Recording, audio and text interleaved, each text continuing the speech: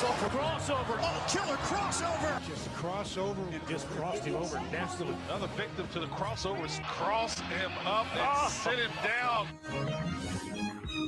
Time for the crossover powered by Everlevel Concrete Repair in Omaha and EverlevelConcrete.com. Matt, Hey. Josh, good morning. How are you? Good. How are you guys? I'm doing good. No complaints. All right. I'm noticing that my sleep schedule's kind of. I'm playing a little bit with fire a little bit now. Uh-oh. Cause You need some parameters? You're gonna get burned. Well, here's what happened. You need to be like the transfer portal, and you need some. Do you want Connor and I to call you on air every day? Oh, we could Like be a here. wake-up call? 1620, the alarm clock? That No, could be funny. I don't have a problem with the alarm clock. I have a problem with this. I would go to bed for the morning show at 11 p.m. Mhm. I would wake up around like 4:15. It feels like you should have got more sleep than that. Yeah. Now it was not healthy for me. Yeah. Okay. Like, which is why I'd say to everybody, my quality of life has gone up. It's simply just because I'm getting more sleep. Right. Uh-huh. And that was always my fault. But what's our I'm problem over here now? laughing because it's basically the same, except I'm getting up at 4:45 and sometimes going to bed at 11, sometimes 10, sometimes 12:30. So yeah, like that's a thing. And so I kind of got to the point when I was doing the morning show of just like, all right, I guess this is my life. Like I'm just gonna sleep 4 hours. And it's like we're gonna have to deal with what we have to deal with. And like now that I get to wake up at 7, it's been great. But now I'm like flirting a little bit with pushing my sleep schedule back and back further. Yeah, tell me Like, about it. What time are you going to bed? So when like last week on Monday, I was going to bed at 11. And then around like Thursday of last week, I was like, I can go to bed I'm an adult. I can stay up. I can go to bed at 12. I can eat you ice know? cream at midnight. I can extend this. I little bit. found midnight to be my happy spot. So yesterday I pushed it to 1. It's happened sometimes. I was like, because I was watching basketball and then I was on my phone and I was just looking and I was trying to read stuff and whatever. And I was like, all right, 1 o'clock now. And now I'm really good at when it hits the time, like when it hits 1, I'm like out by 1:05. Like I can just drop dead whenever. But I feel like what's going to stop me from being like, I'll go to bed at 2. Nothing. That's the problem with being an adult. I know. But you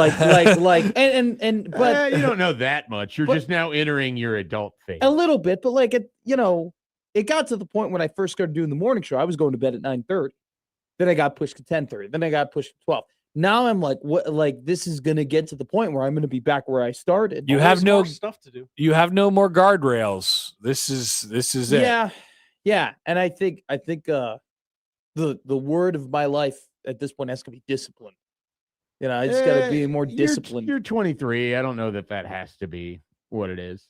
You'll figure it out. At the same time, I'm working at 23. I'm working for 24/7 Sports, in which there is no schedule. Sure, it's whatever it is. I would go to bed at like 3:30 and wake up at 8. It wouldn't make any sense, but if I needed to steal a nap in there, I would do it. You're young. You can survive. No, it's not necessarily about like the sleep as much as it is just about like. Well, it is all about the sleep, routine. Really. It's that, and also too like having the time.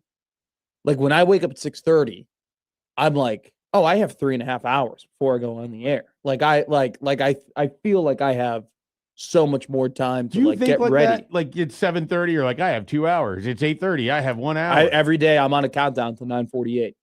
Man, I hate when my brain gets like that. It's like I have something in the evening, and it's like, well, I have 3 hours to get this done. Seriously, I have 2 hours to get this done. Seriously, I wasted 2 hours. I have 1 hour to get this done. I know. I didn't get it done. Like it's so. Everything I do, if I'm not doing what I think I should be doing, there's an element of guilt.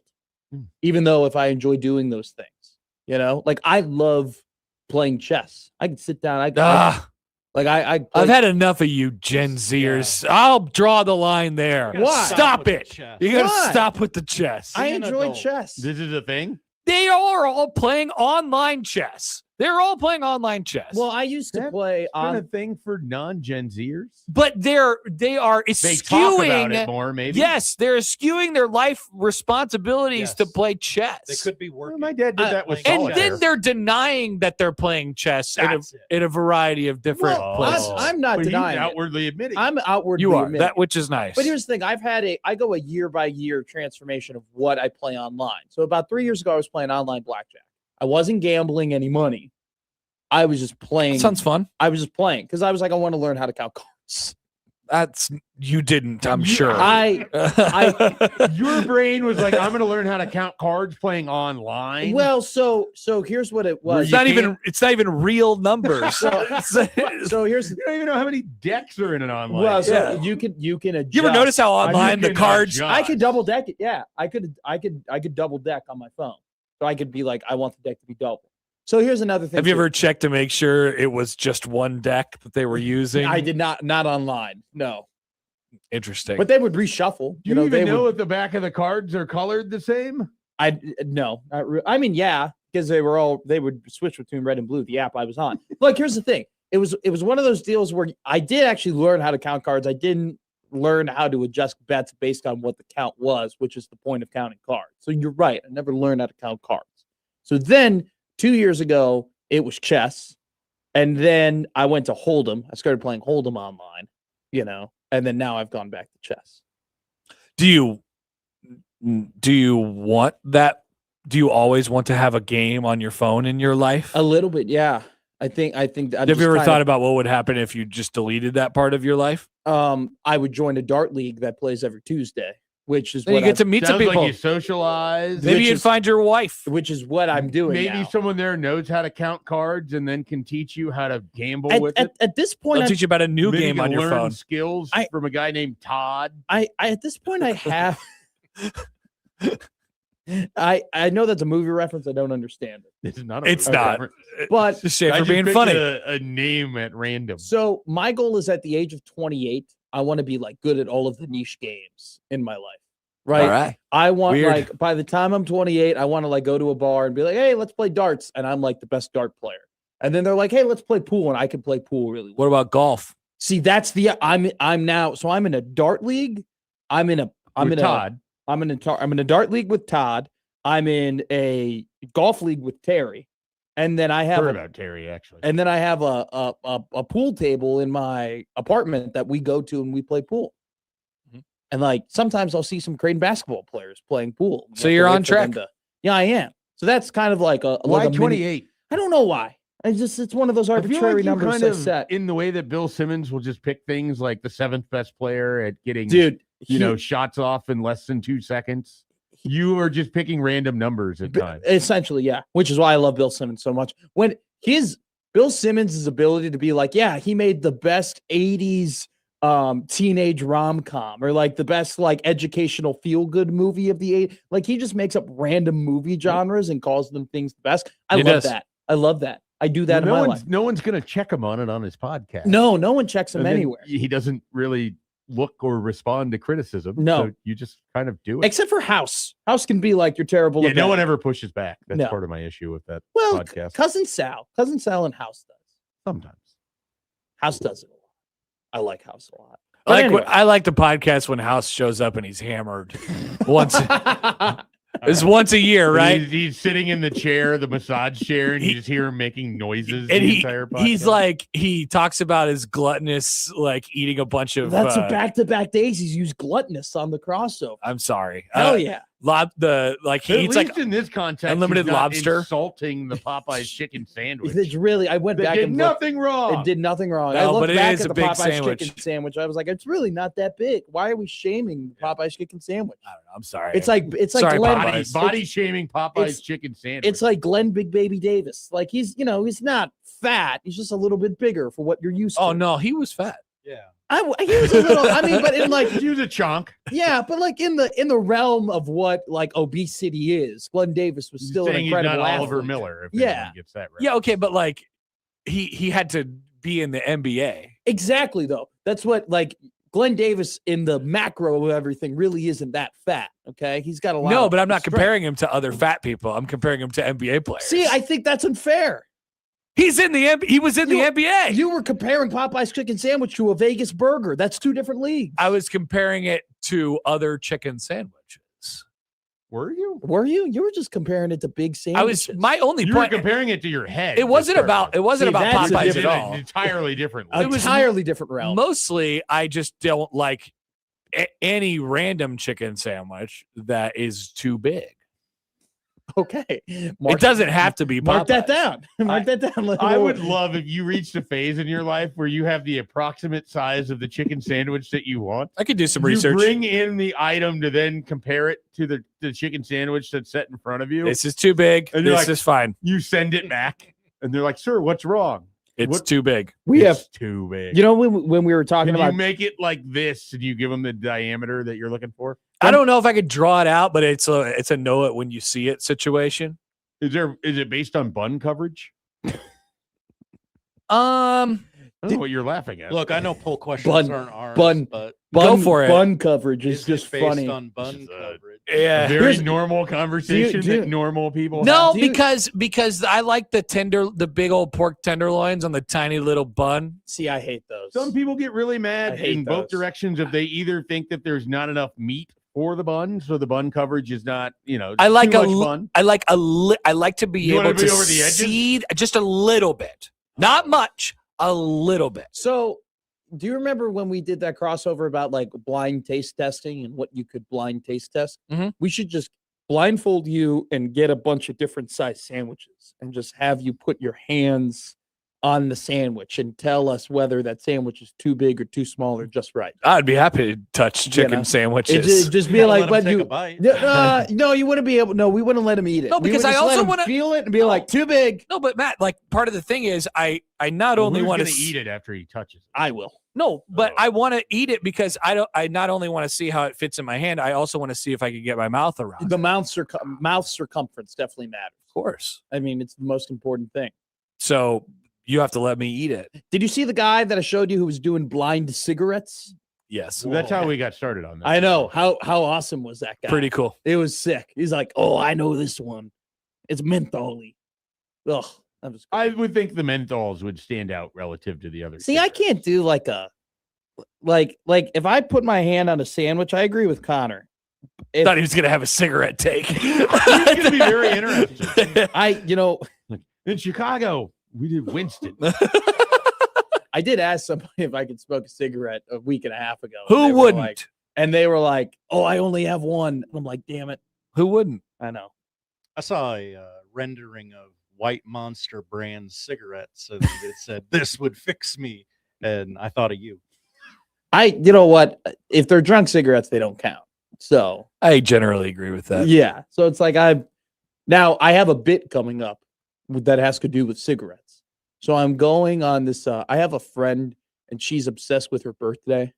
Like it's a big deal. Sure. It's her bit. Like her bit is that so she. Her Do you birth- think non-radio people have bits, or This this is their her bit. personality? This is her bit. No, but like a lot of people love their birthday. No, but she like uses the entire month. It's my birthday month. It's and her birthday's on February 28th. Yeah. And I know those she will- people. And she'll be like, she'll do a countdown, like, and then her name's Kara. And so she calls her birthday Kara Palooza. Does she cross like into the end of February, into the beginning of March? No. Depends It's on when just the all weekend of falls. February. Oh, she gets all of February. Do you like Okay. Kara? Yeah, she's a very good friend of mine. Okay. And so Connor was going to say some mean thing. then, yeah. No. She's very extra. You can say the mean things. It's okay. No, I'm not gonna say anything. So she gets to like Kara Palooza, and this year she's getting a trolley. Okay. Sure, Ollie. She's getting a trolley, and she goes at Not the streetcar. We're gonna hop in the trolley, and then we're gonna go to like different bars. So we're gonna do a bar crawl with a trolley. Ollie the Okay. trolley. Yeah. Yeah. Okay. So So the pedal bike. no. No. It's actually has wheels. Oh, It has a It motor. has a like motor, What, yeah. People use, sometimes after they get married or whatever, and they take their Correct. party around. Yeah, it's like a shuttle bus. I Basically. wanted to be very Yeah. clear that it wasn't a pedal bike. So my bit though is that like she does this Evite BS stuff where you have to like RSVP and everything Dude, like she's that. sending Evites. Yeah, What year is this? I know. So like you got to do the Evites, and everyone goes, yeah, like can't wait, whatever. And so like I was like, I should do like a bit for like this because this is just funny. Like it's a little ridiculous. in Mhm. my opinion. Okay. So I wrote in my thing, can't wait, I'll bring the cigarettes. Okay, is what I wrote. So I think my bid is going to be I'm just gonna get every brand of cigarette. And then what's going on? Yeah, I'm on the air though. Thought we were going to press through this, but apparently not. I don't know what's happening. Connor is taking a phone call. Matt has stopped talking. This is still a radio show. Sorry, I had to take my bid is going to be that I'm going to bring every brand of cigarette, and people be like, "Hey, Matt, do you have the cigarette?" And I'll There's give a them like lot. one brand, and then I'll give them the other brand. It'll become like a little funny thing that I have. Like I brought 6 cartons of cigarettes, It's funny. and I'll just like people be like, "Oh, can I get a cigarette?" And I'll just give them like That's a expensive. whole. Yeah, I know, but Are you know what? worried that people aren't going to want the cigarettes? No, this group of people are going to want the cigarettes. This Now, is- are this you is bringing multiple lighters because you're going to have to be? You know passing out what? That's lighters? another great part of this bit. I should bring like 6 lighters. I probably should bring a I bigger think it'd be a coat. better bit if you made people use matches and then watched as they struggled to light their That'd cigarettes. that'd be a very good bit. But that's my do we all think that's a good bit? It'd be funny if I was just handing people carton of cigarettes the entire time when I'm the one who said I mean, I'll it's- bring the it cigarettes. sounds kind of expensive, but How much are a pack of cigarettes? Because this is how I I don't Not know. cheap. Like it's Really? several dollars, right? well Like I was 7 to yes. 10 would be my I was- guess. Yeah, my guess was somewhere north of 650. oh wow. I was thinking they were like 5 to 6, 7 to 10. Sounds I like a mean, lot. I don't know. they're still cheaper than your notepad. According to Google, the average price of a pack of cigarettes in the United States is around $8. 7 to 10. Really? Mhm. I So guess still cheaper than the notepad. Okay, we can do it by state. some Take Daddy wrote not funny. $8.56 in the state of Nebraska. Yeah. How many looks would I get if I went to a gas station? I was like, yeah, I'll take 7 packs of cigarettes. But I think they'd probably ask you to buy a carton at that point. What's up? I don't know what a carton is. Is it 10? Is it 12? Is it Well, a carton would be all 24? The same type. right? But See, he somebody wants to have different types. 7 different 10. packs of 6. Yeah. Pontiero writes, sounds like a waste of money. Isn't every bit a waste of money? I have done many bits that have no financial, Uh, you know. Ian with a good point here, Ian. essentially saying that you will blow all this money on cigarettes, but you will not pay your $60 parking ticket. I did pay my parking ticket Okay. Where'd you have a parking Good ticket? up. at the old market. The old market. Yeah, it's a hunk of crap. $60. Well, because I didn't pay it right away. I tried appealing it, and then I was like, So how screw much it. was it originally? It was 40. That's pretty steep. Yeah, and then I So what they get you for? I just didn't pay the meter. Oh. That's all that happened. Oh, well that you That's- should have that's- that's the risk you run. But it was an accident. I walked the don't wrong care. way. You, You know how can't many say people- it's BS when you didn't pay the meter. $40 though is ridiculous. Like I'm a What do you person. think they should charge? in Lincoln, they charge you 10. Yeah, it's not a real town. Yeah. It doesn't count. I You don't can tell think because that's the tickets are true. I $10. think it's a real town. They don't have roads that they need to take care of. Also not true. They spend too much time taking care of I their think roads. 10. If I don't pay $1.50 parking ticket or a parking meter, right? University, it's like $30 for a parking ticket over there. At least. Well, that's if you don't pay it right away. No, it's $30. Really? Yeah. It was I had a $10. boot put on my car when I was a Oh my media God. member. I was I was playing a cat and mouse game for 7 years, and they finally caught me. But this is the risk you I run, paid it, Matt. you know, and I saluted to him, and then I never allowed it to happen again. it wasn't a. I just. No, I parked it my- was. The second you didn't pay the meter purposefully, you knew but what I was didn't- on the I line. didn't purposefully do it. You parked at the meter? I parked at the meter. Did you check and Tell- see if the tell them meter what- was up? Tell them what happens. I parked You're lying. To at a us. rest. No, I'm not. I parked facing, let's say, east, and where I was going was west. So I parked. I got out of the car and I walked west. Mhm. I just went right to where I was supposed to go, Yep. and I didn't think. I just forgot. Hey, I got to walk east first, pay the meter, then walk west. But And so, you so it was understand just why an no one would honest. accept this. Yeah, this doesn't so make it I- any better. So I appealed it, and they told me to go shove it. Nice. You, Yeah. They you should have. could Another get 10 one bucks. free kind of parking mess up as an out of towner. What was the thing that I appealed, Josh? Oh, I appealed a parking ticket And and you I won. won. Really? I believe it was the city of Lincoln. Maybe you're just better than yeah. me. I beat them. Well, there was one time where, so if you park, Oh, it's because of my car. It was like a new car. Yeah, you didn't have plates. And it didn't have a plate. And I was like, hey, look, I got the plate now. Here it is. And they were like, cool. I don't know. good for you.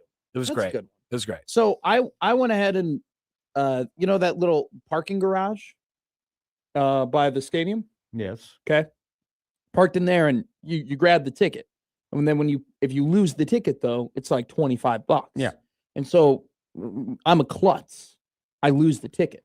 You lose your keys, you lose your wallet. Exactly. So I lose the parking put ticket and they open want to cans and of they Monster and they in the want to bathroom. charge me $25, but they have like somebody who's the operator there. And so you can hit the button. So I hit the button, I go, "Hey, I'm a broke college student and I have, you know, I honestly just lost my ticket and I really don't want to pay $25 to like You get out of don't here." want to pay $25? But I was just like, I was just kind of being like, woe is me. I'm broke. Please help me. And they were Did like, it work? Yeah. Yeah. They're like, you're good. And he just opened up the thing and he let me out. Well, sometimes you get lucky. I know. This time I did. And then I was trying to stick it. I was like, I'm not going to pay this. This is It stupid. sounds This is like dumb. when you get in parking trouble, you fall back on, oh, I didn't know, or it's not my fault. It's Or not it John seems- Carlo's fault. Seems like a lot of excuse making when ultimately you're the one driving the car. Take some accountability, Matt. I did. I paid the parking ticket. That's good. After you let it get more expensive. Yes. Because I was pissed. And after you understood that you didn't pay the parking meter, Yes. but you, for some reason, didn't understand that. at So first. financially, I had you did just- understand that. I was fully aware of Look, that. hey, look. It was so just a little ridiculous listen, how much it cost. Josh knows this. Like Schaefer probably does too. Like I'm the kind of guy who, like, most of the time I don't pay the meter, but I also understand the risk I'm running when I don't pay the meter. And if I get caught, I get caught. I was you just a know? little more upset with the like. Now I guess this is The point. timing, No, you felt like they were hunting you. I How close were you to the end of the meter running? You know, like oh no, they got me right away. this is the middle of the day. No. or Well, you something like also that? got to take a look around. You could see those guys coming. They got me. Well, if they got you right away, you should have seen them coming. I know. I mean, I'm saying like 10 minutes after I left. But you, Abra would drive around and study the routes they would take so he knew where to park. yeah, Lincoln and at like what you time. can see Really? if other cars have tickets like on them already. That usually means they're not coming back for a little while. So then you're safe. You know. I'm not so much complaining. I'm not admitting that I didn't make a mistake. I've admitted that I've made the mistake. Now you have. No, I did originally. I'm just more so complaining that the steepness of it was from like paying $2 at the meter to all the way to 40. Oh, it's ridiculous. expensive. Yeah. Yeah. But I No, guess the it's point is supposed to be a deterrent from people Well, just doing it all the time. I guess the point has been proven where I won't do it ever They again. And- determined that $40 is the correct amount to charge people if And- you're just going to park and not pay. And Daddy needs new roads and Them potholes aren't going to streetcars. fill themselves. Imagine having a town littered with potholes and it hasn't snowed. Hasn't even snowed. We've had very little salt, and yet the potholes are still there. Andy is going in on me in the chat right now. He's like, that's why you pay the meter, you moron. I know, Andy. I just forgot to do it. All right. Just $40. I just don't It's think a you can be lot. mad. You shouldn't be mad about this. I can be mad that it's a little Should you that's a put a little s- excessive. Should you put a sticky note in your car that says pay the meter?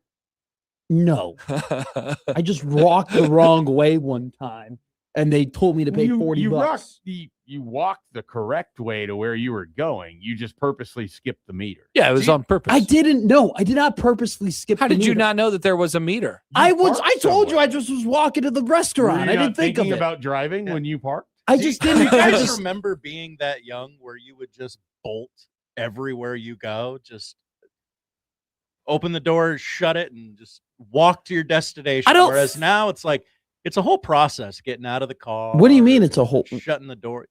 You're gonna slow down over time. Yeah, you'll find that there's a lot of stuff He that actually you have has to a carry. Theragun for his thighs to get him working so he can get out and start walking. That was like me, and I was bolting all over the place last night. Section 220, section 217, section 203, down the court, up in the sky, a little bit of everything.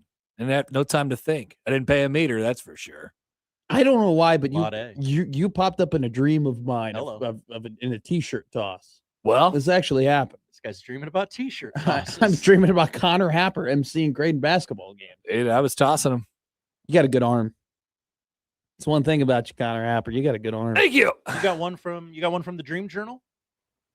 Great question. Let's see. Haven't visited that in a while. Yeah, it has been quite What's- some time. What's the Dream Journal? This was a thing that they used to do on a podcast called 3 Beers Later, and they would chart their dreams and then talk about them on the podcast. Let's go to the most recent entry. It's a great idea. It's something that I should do. Oh, but- wow. This does appear to be new. I was in jail with an orange jumpsuit and went out to play a baseball game on a baseball field. There was another baseball field on top of a small ledge in the outfield that Nebraska baseball was practicing on. I was shagging balls in the outfield, and Jose Canseco came up and hit one all the way behind near the woods. And everyone yelled at me to not go get the ball, but I got it anyway. And then a monster was holding the ball, and I turned around. Wow. Good dream. It's like a follow-up to Sandlot.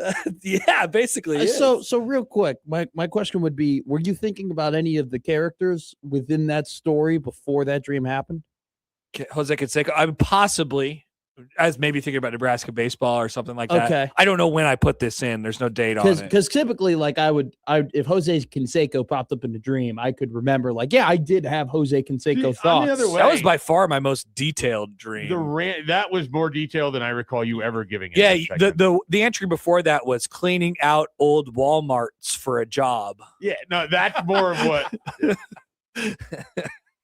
So this dream must have really stuck with you. I guess so. Yeah, I feel like it's the opposite for me with dreams, where it's usually people I haven't thought about or aren't involved in my like day-to-day life at all. I dream about my job way too much. Probably think about it Yeah. too much. I know. That's why you got to get other hobbies like the darts league and the. I have chess. I have way too Just many. start talking to Todd about life, and then you're not going to be thinking about Who is Todd? Todd's the darts He's in your guy. Darts Todd league. is not the darts Yeah, guy. the people's name. Todd, first Take off, your hand, like stop looking at chess. Don't worry about your bishop or your rook or whatever. Throw the dart and ask Todd what he did this week. see, my darts guy is Go down to is- lefties. There's people down there all the time playing darts. my darts guy is actually related to Bud Crawford, which is kind of fun. There you go. So Perfect. I've seen Bud Crawford at the place I play darts. Is his name not Todd? No, That's what I figured. I would not call Not Todd. Crawford. not Todd Crawford. That's what I thought. You must just get to know Todd a little bit more. I don't know where this Todd is. Todd. Dude, that's gonna happen on our show today. I can't wait. I heard. Excellent. You guys are going to talk to Frank. So we have Is he coming in? No. no. Oh, sad. The hell's But- he doing? He's calling in. This is the first time I've actually prepared questions All right. for an interview. You'll love it. People prepare questions. We've talked about this before, but for Matt's sake, how do we feel about treating Frank like a jukebox? See, that's I don't like to. Neither either. do I. Okay, so I shouldn't. Well, I don't care. I He'll, don't think he'll he cares. naturally do all the So- characters you want him so- to do. so yeah, I here- mean, if you heard the appearance yesterday, I we put did. him on the spot. Everyone felt terrible about it. Mostly Connor for well, making it me was a do very. I'll bet he hasn't done Casey Kasem in years. Yeah, no, I know. Yeah, He wasn't ready for it. Okay, So just then I get won't. into it. Let him warm up. You know what? I'm gonna kind of let it flow. I know a lot about him to the point where we can just talk. Good. So we'll do that. I did listen. You could ask him if he's ever considered being Paul Feinbaum. Mm. He could make his own hostage video like Feinbaum released. yeah. today. Is there a character he just oh. hasn't been able to quite get? There you right go. That's a enough? question. Yeah, I got questions. Yeah. We believe in you. I don't. It doesn't seem like you do. It No, we really do. Have doesn't. you ever walked away from a parking meter, Frank? Yeah. You didn't You know think what? about That was paying it. that And then seemed you came back and you had to owe $40. this part for all the ridiculous things that I've done and complained about. And by the way, I'm not complaining. I'm not blaming anybody for me getting the parking ticket. Okay, I'm just complaining about the You're fact that complaining about how much it costs. it just seems it's a little steep. It's just a very big. Matt thinks that it incline, should be a okay? $2 That's parking. No, deterrent. like 20 would be like, all right, hey, It should That's hurt a little bit. They don't want you to do it $40 is again. ridiculous. It's a Now, deterrent. What I was going to say though is that we had the same conversation on the crossover with the afternoon show about this parking ticket. And just like I feel like you are, this is like the first time that you and Josh Peterson were legitimately disappointed in me. The first time? It's felt like Not the first time. Oh, I don't. I'm not. this is I just think you got to know. You got to know better. You know? This is the first time where I've really felt like you've looked at me non-bit and been like, "You are an idiot." Come like stop on. complaining. I don't know. The mac and cheese really got to him on Saturday. I'm There was still some- I'm still messed up. You're Some mad about the disappointment. mac and No, cheese. I'm messed up. How you messed up? I don't know. I'm all queasy.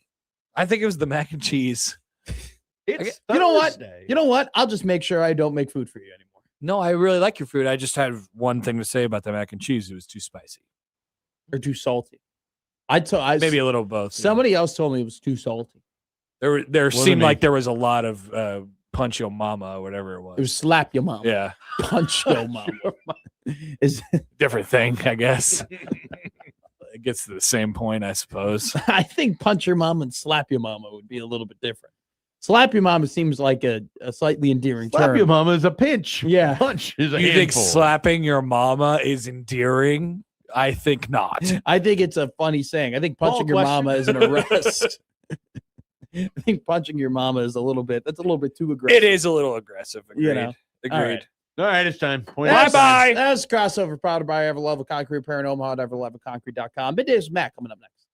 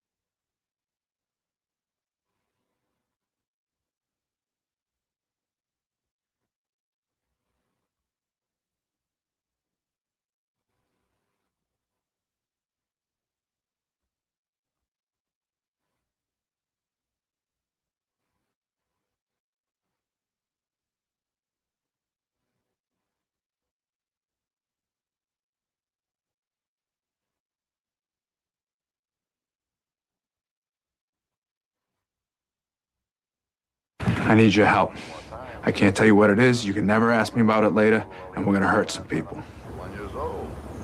Whose car are we gonna take? I have a lot of things I want to get off my chest. That's an absolutely horse crap call. Make room for Daddy! But they are who we thought they were, and we let them off the hook. Chicago is.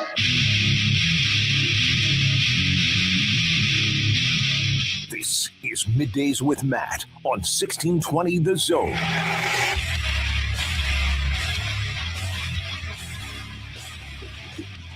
Middays with Matt live here from the 1620 The Zone studios is up and running this morning.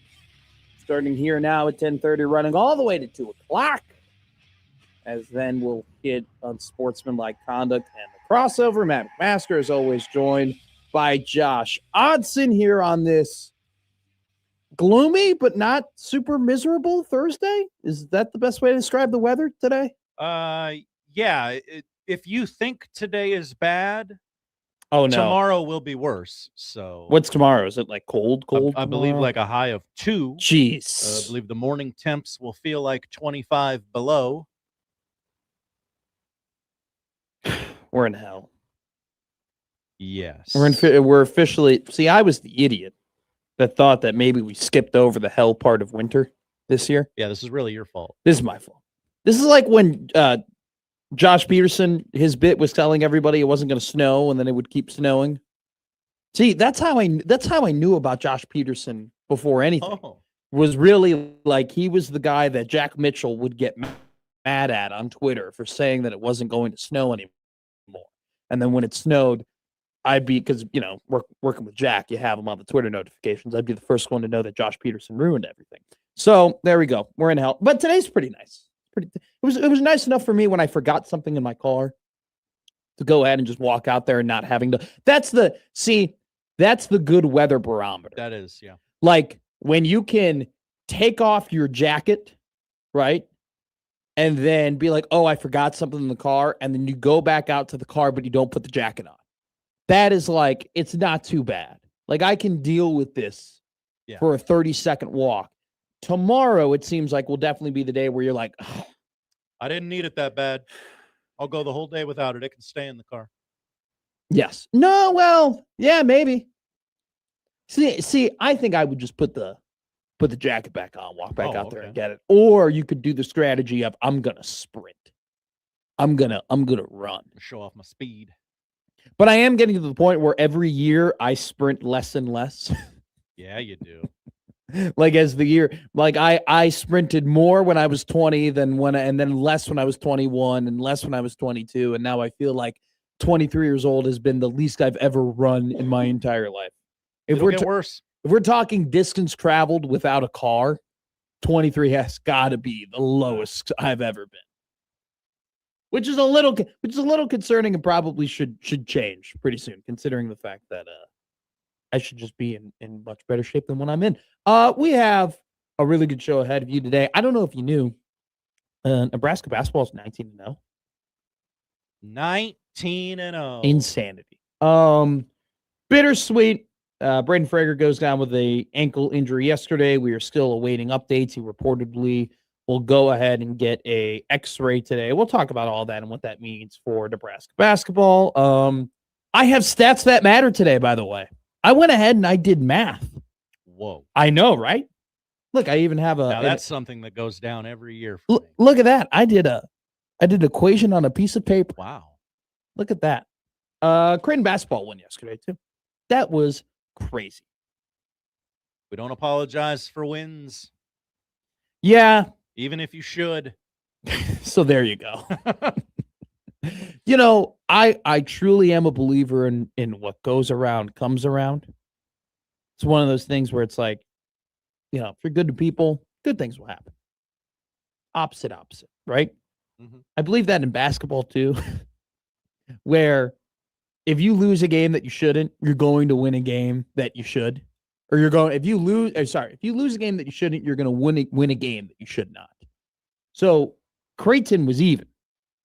They were good. They were squared up because they lost the game to Seton Hall. They should not have lost that. They won the game against Georgetown. They should not have won that.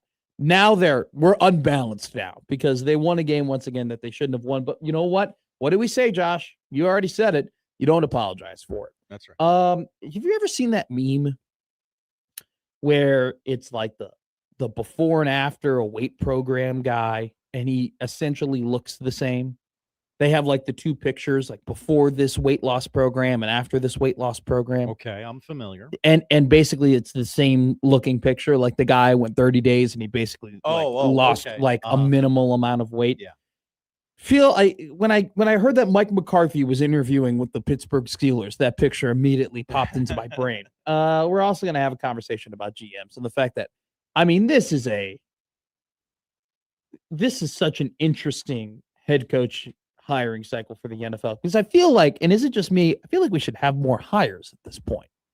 Like the fact that we've had, like, Arizona still doesn't have a head coach. The Raiders still don't have a head coach. The Browns still don't have a head coach. The Steelers don't have a head coach. The Ravens don't have a head coach. There's a lot of teams, and like, we're getting to the season of, I'm getting emails from Todd McShay about the Senior Bowl and like what to watch out for and who we're looking at and questions going into that. And if you're going to approach that process, you probably should have a head coach. Mm-hmm. So let's hurry up, Vance Joseph. Go ahead and get that Arizona Cardinal job. Also going to talk about, so I got an interesting text yesterday. Well, Vance Joseph has work to do still. He's still, that's a good point. For one more weekend.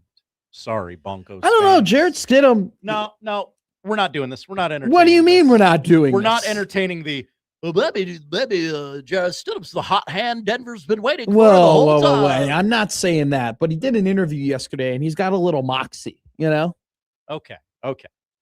Moxie's okay. His agent reportedly told Mike Vrabel, if you don't want your quarterback to get hurt, don't sign my guy. So that's funny. So what are we talking about here? Jamal. Oh, sorry, I got a text message. Yes, a text from a very trusted person. A source? No, not a source. I don't use him. There are people in my life that I know a lot, but I choose not to ask them.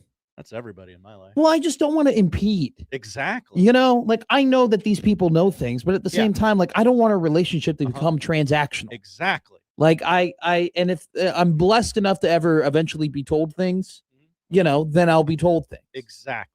So I feel the exact same. Are there some people where it's kind of like there is a bit of a transaction within the relationship for information? Yeah. Would I like there to be more of those? Probably. But at the same time, regardless, no, not a source. Someone I just trust very dearly had some comments to make about what I said about the running back room yesterday. And that sparked another thought about the running back room that I'm going to talk about today. That probably will earn another text message from that person in disagreement. But at the same time, I did some homework on some stuff when it comes to the RB room, and it kind of adds to the point of, like, what are we doing here in terms of them not adding another player? And so we'll talk about that. Charles Bediako is kind of the big news story right now in all of sports. He is the former, I guess, San Antonio Spur G League player that signed a 2-way contract that has been granted eligibility to play in between his impending court date on January 27th. We had some head coaches, some very influential head coaches, actually both of whom are connected, that had some very strong comments on what the NCAA can do and what the future of college basketball looks like. John Calipari had a lot to say. And I know that John Calipari is in a lot of ways a very polarizing figure in college basketball, but I think he nailed the head on, hit the nail on the head. And then Mark Pope Sorry, who? Mark Pope. There you go. Had like some very radical things to say about what the NCAA can do, which would go down a rabbit hole, in my opinion, that we frankly don't want to go down, probably more so than Charles Bediako playing in college basketball. But still, I think that his comments are important because it goes ahead and shows just how big of a problem the college coaches are looking at this, like what lens they're looking through it at. At the same time, though, their hand is going to be forced to kind of play this game, which is kind of the point. Like, I think we're going to get to to the point where 80% of the college coaches don't want to sign former G League players and don't want to sign European basketball players that are so much older. And there's a part of them that misses recruiting high school players and developing high school players and going on a journey with the team. But at the same time, their asses and jobs are going to be on the line if they don't recruit these older, more experienced, physically matured players. And so that's what they're going to have to do. We'll have a conversation all about that later in the show. We'll also talk about the Heisman Trophy odds came out. There was an interesting guy up at number 1. We have a lot to hit on. We also have a little bit of breaking news here coming from Breaking news? High school football. Nebraska wide receiver commit Tay Ellis informed Brian Munson this morning that he will be joining Trey Taylor and Millard South this fall for his senior year. So I'll just say it. We reached out to Taylor Mendenhall to get him on the show. And he told us, he goes, not yet. He goes, no, not yet. And I think that was kind of the not yet. We said to ourselves. Yeah. So what does that? Yeah. What does that mean? is what I. Why isn't he ready? Yeah, is what I said. I think we found out, Josh. We got more coming down the pipeline. So Tay Ellis, who is a Texas recruit, is now coming to the state of Nebraska to play for Millard South and catch passes from Trey Taylor. So that is another developing story, and it You seems Husker like fans wanted development.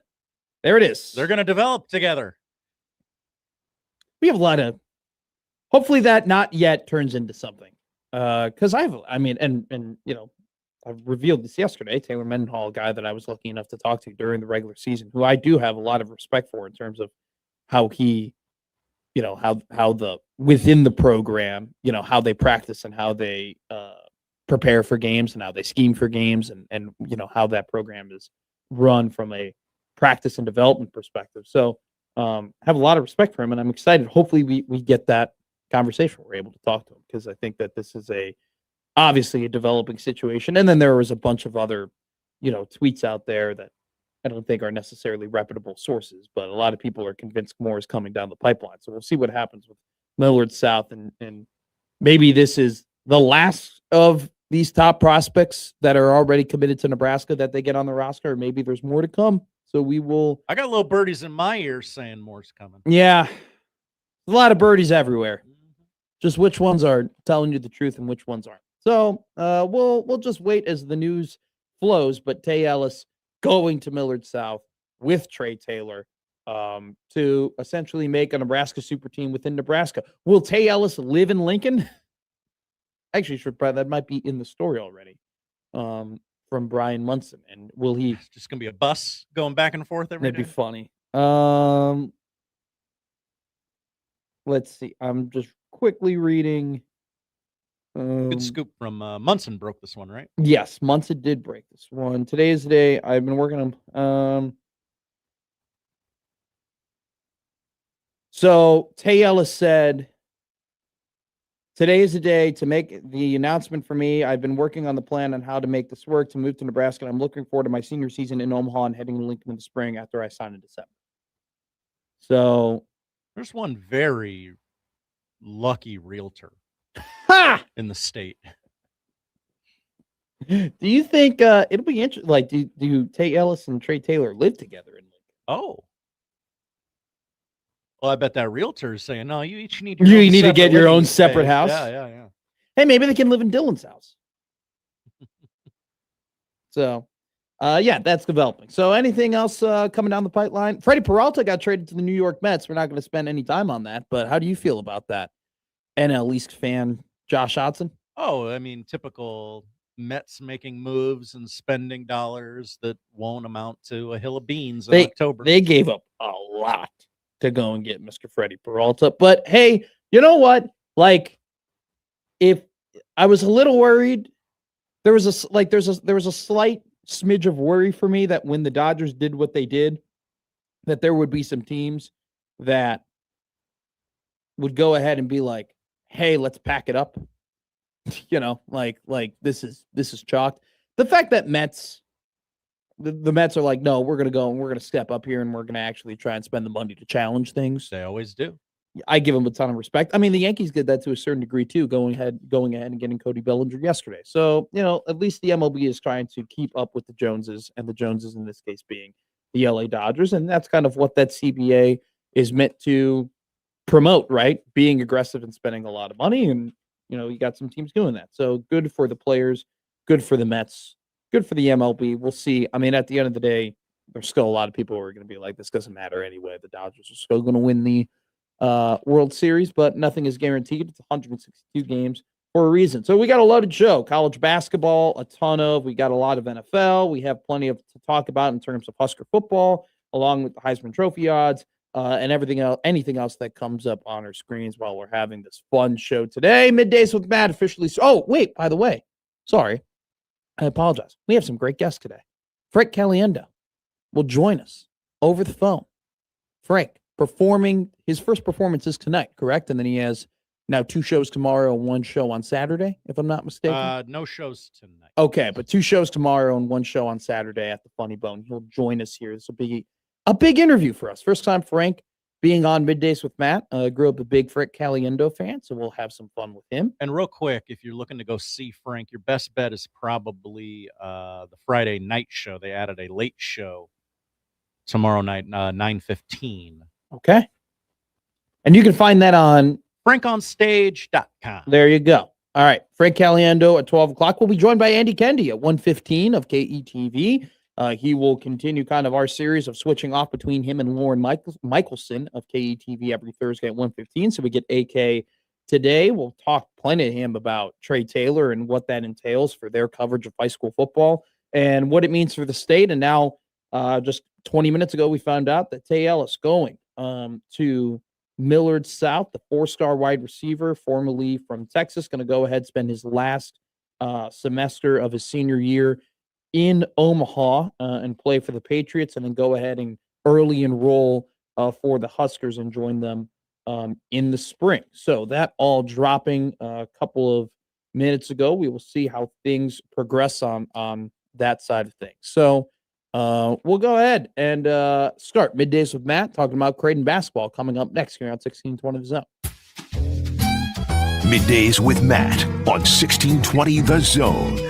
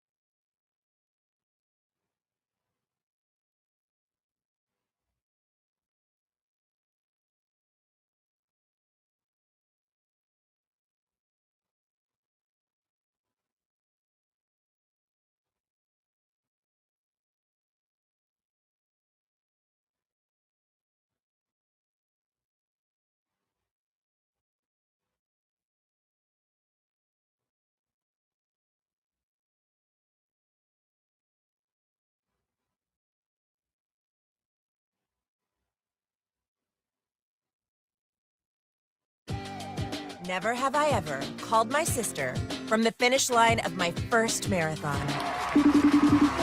Hello? You won't believe where I am. Are you running? Mile 26. I'm gonna make it. Switch to T-Mobile's 55 Plus plan and get iPhone 16e with its advanced camera system on us. Plus 2 lines for just $30 a line. Guys, I can't believe it. I knew you could do it, babe. That was amazing. Mom, how do you feel? I feel great. I can't feel my feet. Let's take a picture, and then you may carry me to the car. Share every stride, every mile, every memory on America's best network. Switch to T-Mobile's 55 Plus plan and get iPhone 16e on us and 2 lines for just $30 a line. With 24 monthly bill credits and 2 eligible port-ins on Essentials 55 Plus for well-qualified customers with AutoPay plus taxes, fees, and $35 device connection charge. Credits end and balance due if you pay off early or cancel. Contact us. Finance agreement 128 gigabytes, $599.99 required. Best mobile network in the U.S. based on analysis by Ookla of Speed Test Intelligence Data 1H 2025. Visit T-Mobile.com.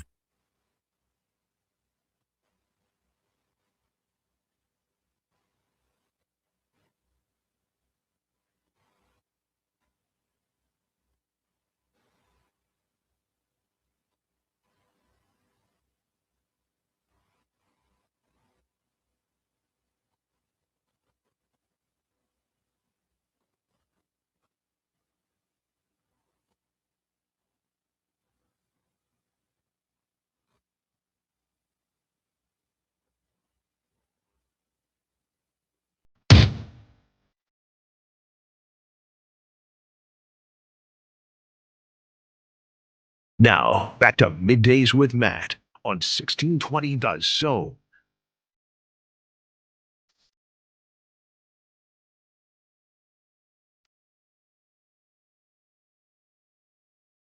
We found out it's called Connor Happer. I see this now. I hope that man gets the help. I hope he gets it too. It's funny. What happened to him nearly happened to me. Just what happened was my ass was too lazy to go up and end up doing it. So he's actually a guy I actually kind of just referred in the first segment when talking about his baseball. So there we go. Hey, Creighton basketball, man. What a win for the Jays yesterday. Were you watching that game? I was watching the late stretch. I watched the end of the first half and the end of the second half. Oh boy. It's one of those things where, like I told you, the basketball gods are real, man. They are. I'm telling you right now, the basketball gods are real. All right. There are just things just kind of bounce some ways, and things just, when things aren't going your way, maybe you get a bounce here. When things are going your way, you don't get a bounce here. There are just nights where it's just your night, where you're just going to win, where you're getting some of the calls and you're making some of the shots. And then there are some nights in basketball where you just don't. Now, I'm being facetious here. All right. I don't actually believe that. Like, I'm not, I don't, you get what I'm saying. Basketball is just a weird sport. Things like that happen. Yesterday, the basketball gods helped out Creighton incredibly, because if Austin Swartz didn't miss that free throw, didn't grab his own rebound, didn't put up a prayer, and that ball didn't hit off the top of the backboard and into the bucket, then we would be having a very, very tough conversation about Creighton basketball. Yeah. We would be having well, the nail ain't in the coffin yet, but we're putting the nail on top of it. We have the hammer in the hand, and we're lining up our shot. That's what we would be talking about today if all of what I just said didn't happen. That pink out game against UConn would have become like Oh, must win, season on the line. it almost would have become, though, maybe closer to like reluctant. But might have been like funeral vibe. A little bit like, damn, I hope they can. It's actually, that game would have become pretty similar to when, and I know it always comes back to them, but when Northwestern played UConn in the round of 32, this was like 2 years ago. And you're like, man, if UConn comes out, like, the only way we're going to beat UConn is if they come out and they don't start well. If they just don't have it tonight. And 5 minutes into that game, you're like, no, they have it tonight. This game's over. That's kind of what the vibe going into UConn would have felt like. But it doesn't. It doesn't. That's right. Because these guys just found a way to win. They found a way to get it done. I got to give a ton of credit to them in terms of their development from November to now. This team is showing a resilience and culture and fight and want to win that has definitely taken games, weeks, and months to develop and to finally set in with them in a way. And I think that these guys have, individual guys have taken steps forward to find out what their roles are and then perform within those roles, and understand what they need to do game in and game out in order for the team to win. And I think that yesterday they showed an overwhelming just want and fight to defeat Xavier, despite the fact that it was a tough game, man. I mean, Xavier gave them every punch they could possibly take. They were playing fast. Trey Carroll, man, what a player for Xavier. Oh, yeah. 12 of 14, 29 points yesterday, which just an absolute nightmare to guard. But when it mattered the most, Josh Dix was guarding him in those big moments. Yeah, I sort of, other than one putback towards the end, they couldn't get him the ball. No. And it's funny, Josh Dix has turned into a defensive player that teams notice when he's guarding certain guys and decide, no, we don't want to give that guy the ball. If Dix is on Carroll, we don't want to force feed that, because he's become this out of nowhere defensive player of the year candidate in the Big East. But all this to say, I'm just going to call a spade, and I think we kind of know what this Creighton team is at this point. It is what it is. Well, so that was the quote from Greg McDermott the other day. And John Walker of the Omaha World Herald did a great job writing that article, just Greg McDermott talking about his defense, and Josh just said it. It is what it is, right? And I think this team at this point kind of is what it is. I identify this team as, from a national level, from a macro nationwide level in college basketball, they're a slightly above average team. From a Big East perspective, they are an above average Big East team. They can go out and they can have a night like they did yesterday where they shoot 54% from three, make 13 of them, and shoot over 50% from the field. And they can walk out and play a St. John's team and play a UConn team. And if they don't have their best stuff and Creighton is shooting like that, they can go and beat those teams. I believe that. They are also a team that can lose to anybody in the Big East. They are also a team that, because of their glaring lack of one-on-one defense throughout the entirety of the roster and their glaring lack of an interior presence, can lose to a 1-7 Georgetown team, which they should have lost to, and lose to a 3-5 Xavier team, which they should have lost to. So that's what they are. They're overall, they're a slightly above average team. They have their strengths. Like they got guys across the roster that can score the ball, they can shoot the ball, they have athleticism. And they have their flaws. They have a lack of perimeter defense, a lack of interior defense. And they can go, this team can go on droughts. We've seen it all season long. This team can go minutes within the game without finding the bottom of the basket. And so I think they kind of are what they are.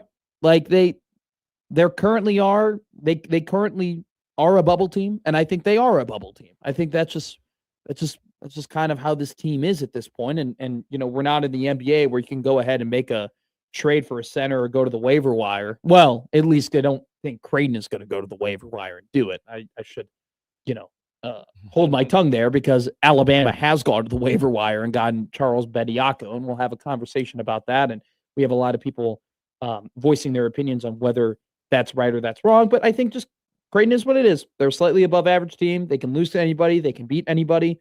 They're very reliant on whether or not they're shooting the ball well, and they're very reliant on, on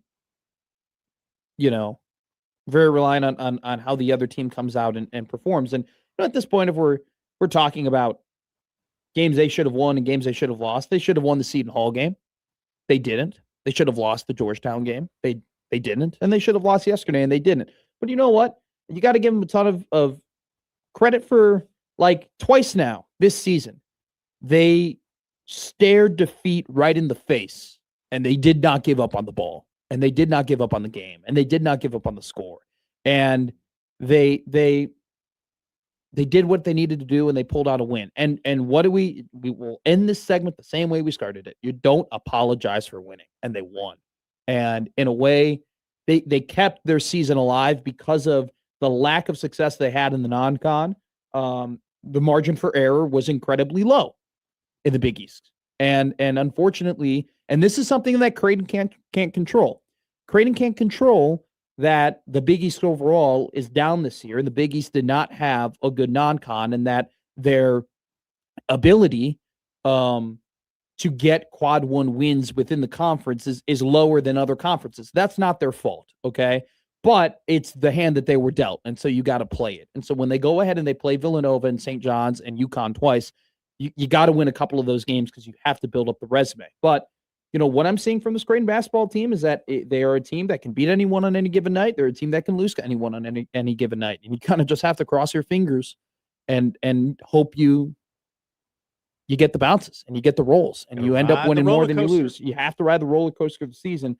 But I think at this point in the month of January 22nd, I don't know how much higher this team can go without players doing things that we just have not seen them do throughout the season. We'll see what happens with Jason Green. He only played 14 minutes yesterday with his nagging shoulder injury. As somebody who's had plenty of nagging shoulder injuries in their life, it sucks. It hurts.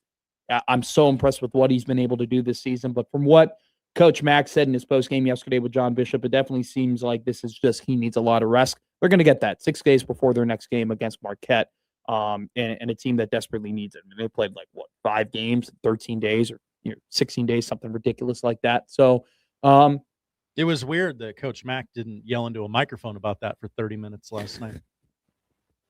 Like other coaches. Like other coaches would. How dare you schedule a bunch of road games after we picked up our biggest win of the season? How dare you do that? Mick Cronin, not on the dead to us list, more so on the funny to us list. Yeah. He's just a funny guy, a funny, grumpy old man. All right, coming up next, we'll talk about another basketball team that suffered an injury yesterday, but ended up winning the game. We'll follow that up talking about the Nebraska football running room, Charles Bediako, the Heisman Trophy odds. We got a lot to talk about today, along with a man of many voices, Frank Caliendo, joining us at 12 o'clock. And we're going to have Andy Kendi, baby, join us at 1:15 here on Middays with Matt on 1620 The Zone.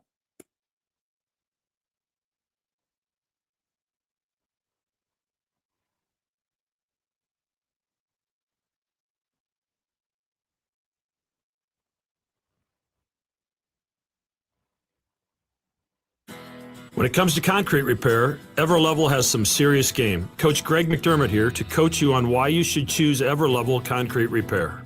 They've got the fundamentals to fix your cracked and uneven concrete, and their products will give you the best defense against future damage. It's a fraction of the price compared to replacement, and their solutions come with a long-term transferable warranty. Working with EverLevel is a slam dunk. Call EverLevel Concrete Repair today for your free inspection.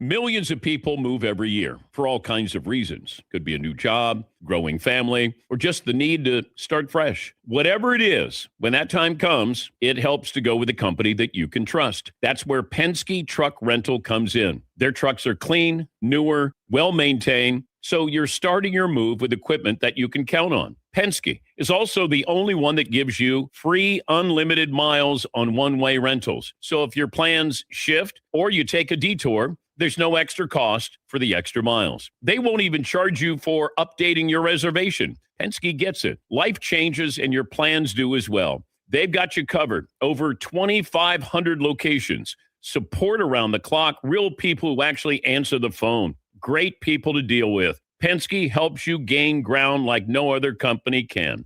Go to PenskeTruckRental.com or download the Penske Truck Rental app and find what you need today.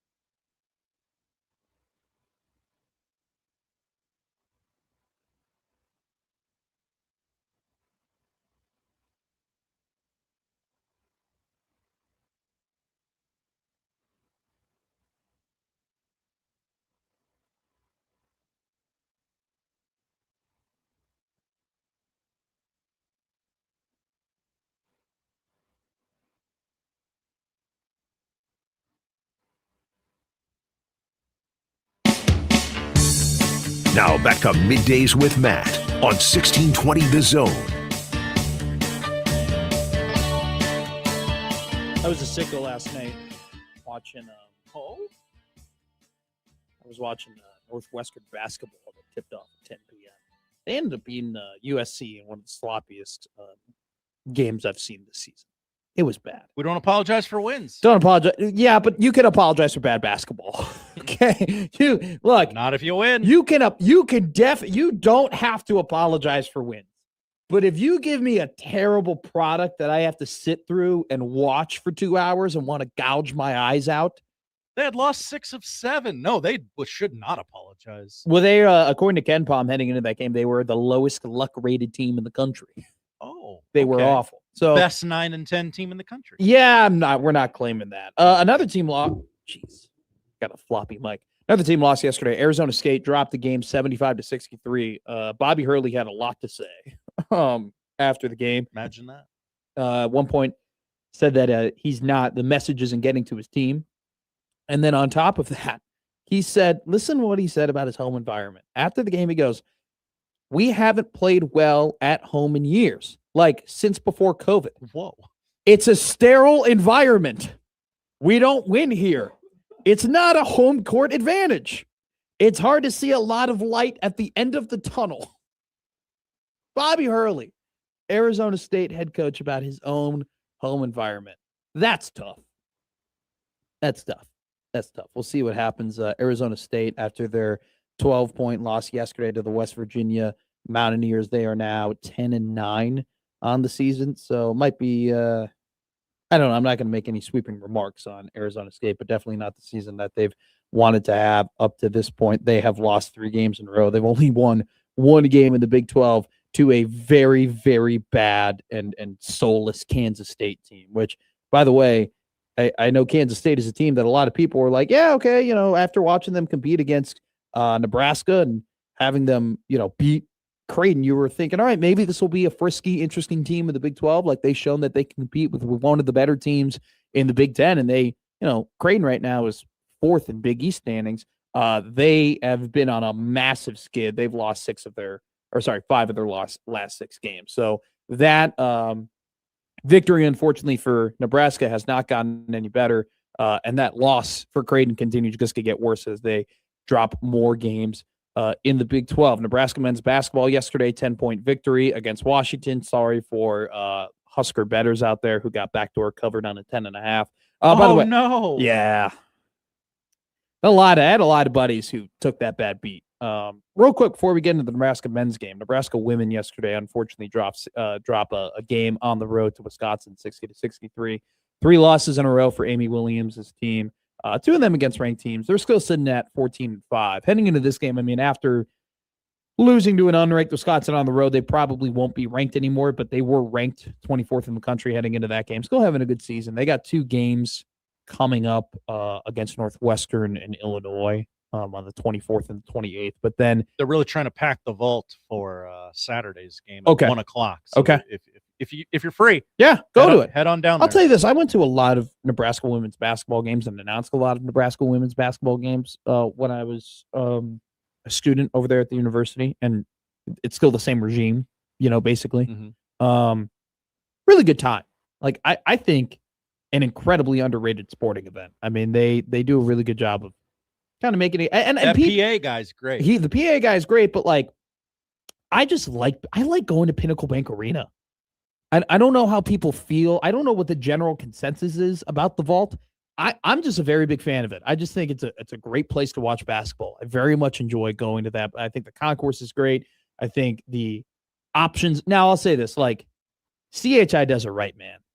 CHI's concourse.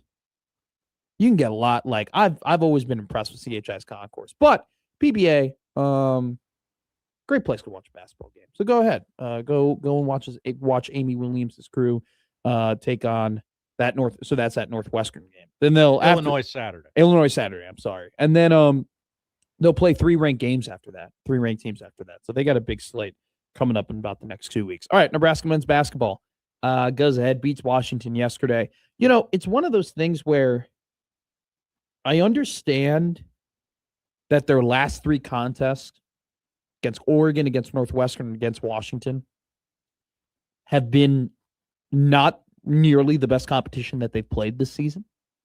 But in a way, I think this 3-game stretch for me has been as telling as when they beat Michigan State at home. Now, stay with me here. The reason I say this is because you go ahead and you dominated Oregon. Okay, that game wasn't even a contest. You went on the road, you played Northwestern, and that game was competitive in the first half. Like they were going back and forth, but eventually, Nebraska goes on their big run. They build up a 20-point lead, and then they keep Northwestern away for a lot of that second half. Don't let them get back into it. Yesterday, they only won the game by 10, and they had a tougher time down the stretch. But that game, like after that run in the first half, that was in hand too. Like it was going to take a lot for Washington to come back and win that game. And for a ton of it, you felt very good if you're a Nebraska basketball fan that game wasn't going anywhere, that they weren't going to choke that one, and they didn't. And the reason why I say that this 3-game stretch has been very telling for me is because if you look around across the league, this isn't a common occurrence with all the other top teams. All the other top teams have played the bottom of the conference and played teams that they should win and play teams that they are substantially better than, and either get taken to the wire or lose those games, right? Michigan State plays Northwestern at home. They got taken to the wire in that game. Penn State or Michigan goes on the road against Penn State, only wins that game by 2. Purdue goes on the road against kind of a wavering UCLA team, loses that game on the road. Michigan lost their game to a Wisconsin team that Nebraska beat by 30, right? It's one of those things where across the league, you're having these teams that you have a lot of respect for go on the road or at home against teams that they should comfortably beat and get pushed to the limit. And that's not happening with Nebraska basketball. That's not occurring. They're going ahead and playing weaker teams within the conference, and even some stronger teams in the middle of the conference and kicking their ass. And so I think that just the consistency of this team, not only just from a shooting perspective, which, and an offensive performance perspective, but also just the consistency on the defensive end has been quite astounding. And the fact that they haven't had a letdown game, they haven't had a trap game, they haven't had that game yet where you're like, ooh, I feel like through 19 games of this season, you feel more and more confident about what this team can do in March. And it's not as if anymore you're waiting for the other shoe to drop. You're just waiting for that one step backward. You're waiting for that one, okay, hey, we're coming back to reality. No, it just keeps rising and rising and rising. Now, that's one story. Nebraska ball, handling Washington very handily. 3rd win in a row against a team that they were favored against that they end up beating handily. Let's talk about the Braden Frager injury. Okay, rolls his ankle first half, ends up in street clothes in the second half with a boot on said ankle. We're told after the game that, Fred Hoiberg said in his press conference that it's not terrible, that the doctors like where he's at, but still, he rolled his ankle, sprained his ankle, and that they're going to have x-rays this morning to see where he's at. Though, Fred, experienced in this, very smart, says, look, we'll see what happens in the morning, right? You can sleep on those things and then end up with balloons, right? It's the variancy of what can happen over a couple of hours is out there, but it's still up in the air how long he's going to be out, right? At this point, it's day to day, right? Okay, but I know a lot of headlines yesterday were definitely bittersweet. Oh, this is bittersweet. You win the game, 19-0, but man, you lose Braden Frager. And here's my take on it. Nebraska basketball with Braden Frager is a great basketball team. Great basketball team. Nebraska basketball without Braden Frager, really good. Still a really, really good basketball team. Solid. Still a team that can make a run in March. Still a team that can compete with any team in the country. Still a team that can beat any team in the country. Still a really, really good team without them. With them, they're great. With them, they're great. They are great. I mean, they're 19-0. They've beaten some of the top teams in the. Look at what Illinois has done, man. After Nebraska went on the road and beat them, they've done nothing but whip up on everybody. So with him, they're a great team. And I'm going to show my work here, right? There have been 10 games this season that Braden Frager has scored 15 or more points. The average margin of victory in those games is 21.7. When Braden Frager scores 15 or more points, 21.7. And a lot of those games that he scored 15 or more points have been against been against better competition in the Big Ten. In the 9 games this season that he's scored less than 15 points, the average margin of victory is 9. He goes, they go. If he goes, it's not that they go, Josh. If he goes, they dominate. Mm-hmm. And if he doesn't go, they still win. They're still beating teams, by 9.2, even when he's not scoring at the top level, right? So that's my point. When this guy is on it, when this guy's scoring, when this guy is playing free and just, adding that extra layer of shot making and athleticism to this offense, they're kicking teams' ass.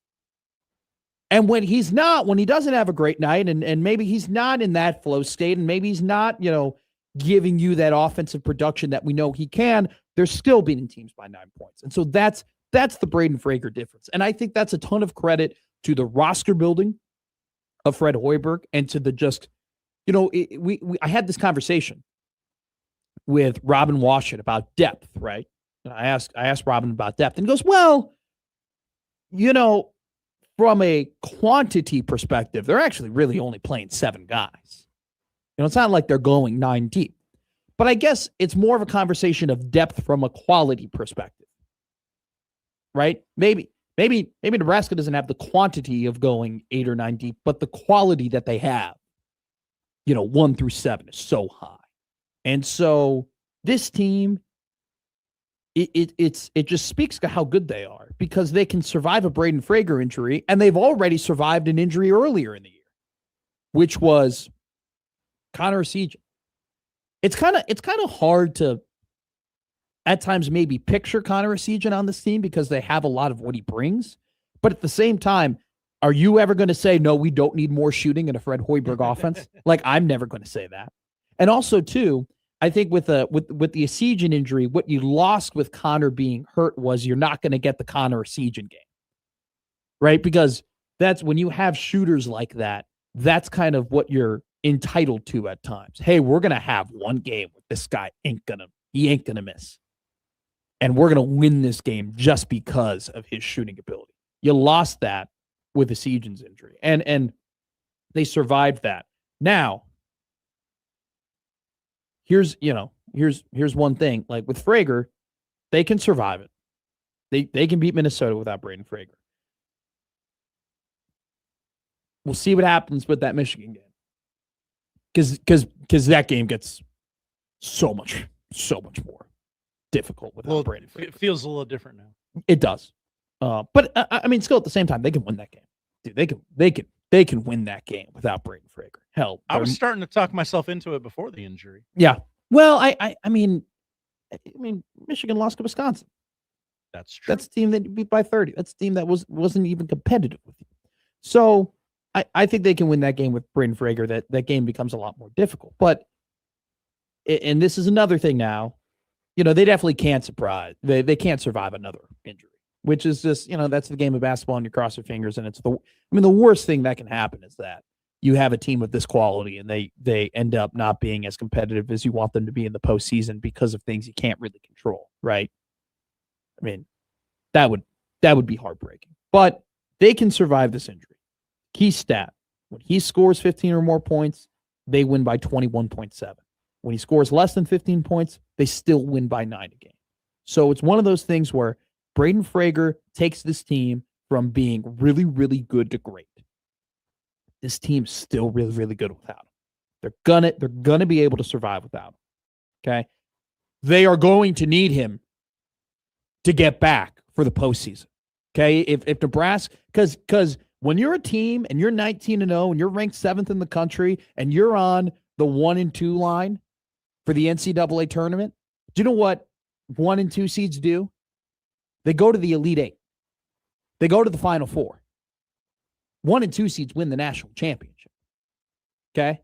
And I'm not telling you, I'm not saying Matt, hey, don't say that Matt McMaster's saying that he's picking Nebraska to win the national championship. But what I am saying is that they have the resume and mold of a team who makes deep runs. And if you're going to make a deep run, you need a guy like Braden Frager. They need to get him back for the postseason. But for the here and for the now, they're good. They're fine. Sucks that it happened. Sucks that it happened. It's awful that it happened. But at the same time, they're in the long run, they're going to be good. For right now, they're going to be good. In the long run, they need him back for sure. All righty. Coming up next, we'll talk a little bit more college basketball than the running back room to end the hour. Then Frank Caliendo coming up at 12 o'clock here on Middays with Matt at 16:27.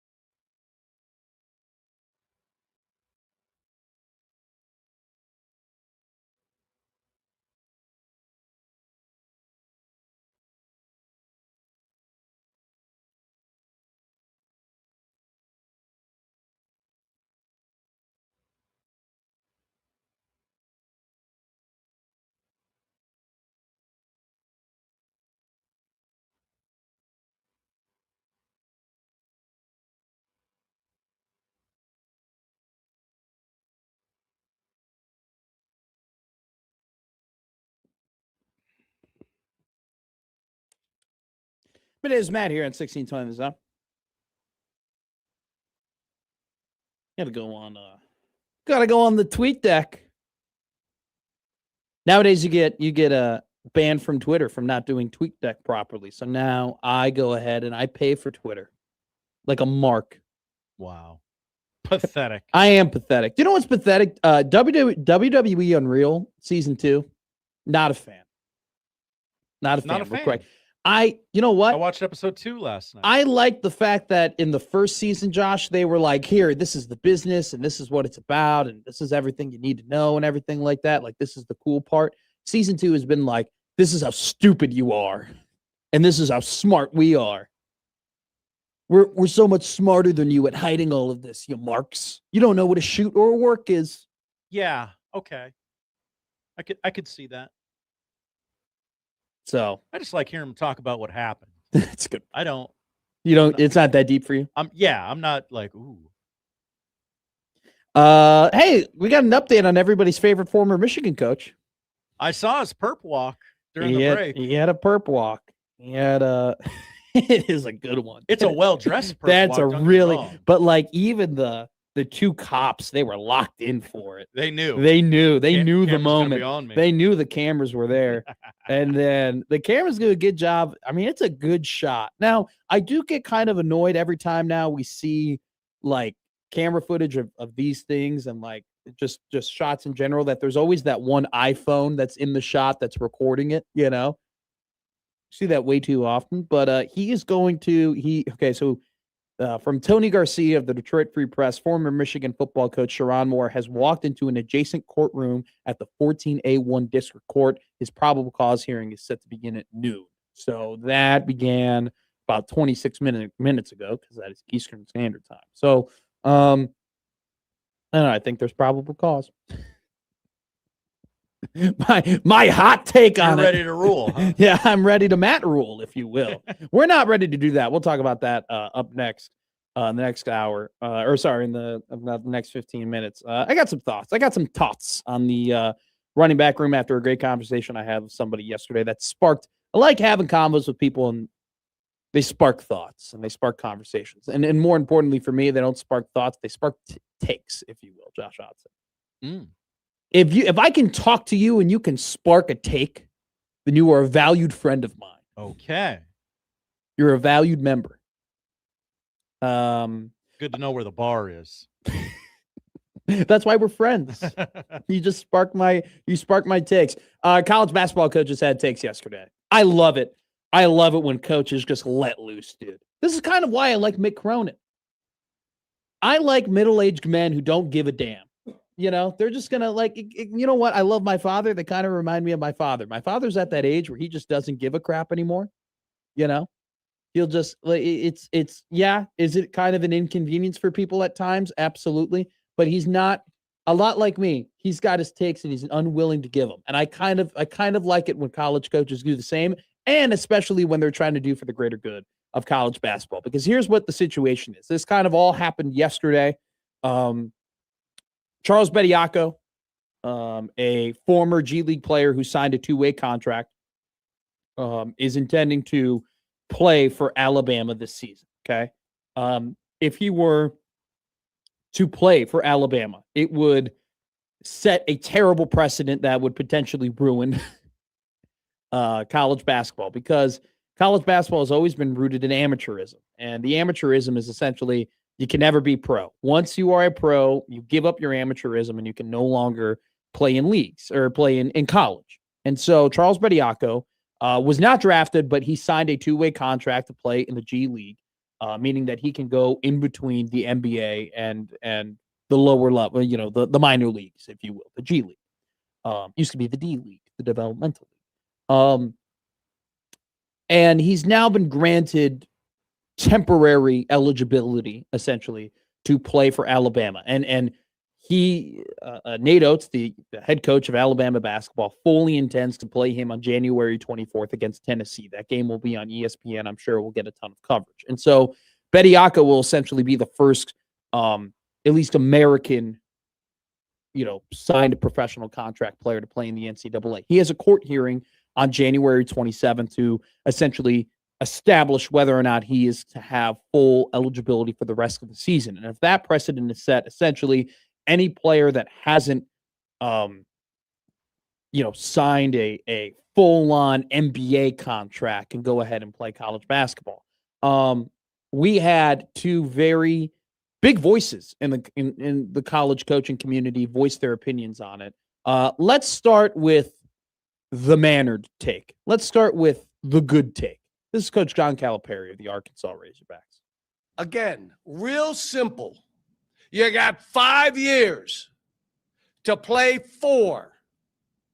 If you stay at the same school 4 years, we'll give you a 5th year. If your coach leaves or is fired, you can transfer without penalty. You can do it once. And if the coach is fired or leaves, you could end up doing it twice. But after that, you got to sit out. You transfer, but you got to sit out. Does anybody care what this is doing for 17 and 18-year-old American kids? Do you know what this opportunity has done for them and their families? There aren't going to be any high school kids. Who other than dumb people like me are going to recruit high school kids? I get so much satisfaction out of coaching young kids and seeing them grow and make it and their family life changes that I'm going to keep doing it. But why would anybody else, if you can get NBA players, G League players, guys that are 28 years old, guys from Europe, do we really know their transcript?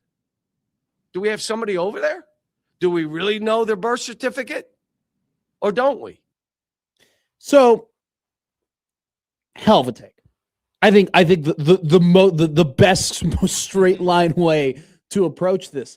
Look, you go to school and you play for 4 years, and hey, if you go ahead and you stay loyal to a program, you're rewarded with a 5th year. Okay. If you then, unforeseen circumstances, tough situations of your coach being fired, the person that brought you in, the coach that brought you in, the program that you committed to, if circumstances within that program change, you have the ability to leave and find a better circumstance for you. Maybe you follow that coach to their next head coaching job, right? We saw that plenty. And I think the point there, though, so that's the structure, right? That's what John Calipari wants. And I think all of us listening to that say, yes, absolutely, because that's what it essentially used to be, right? But I think what John is saying when he goes, dummies like me, dummies like me want to recruit high school kids. Like,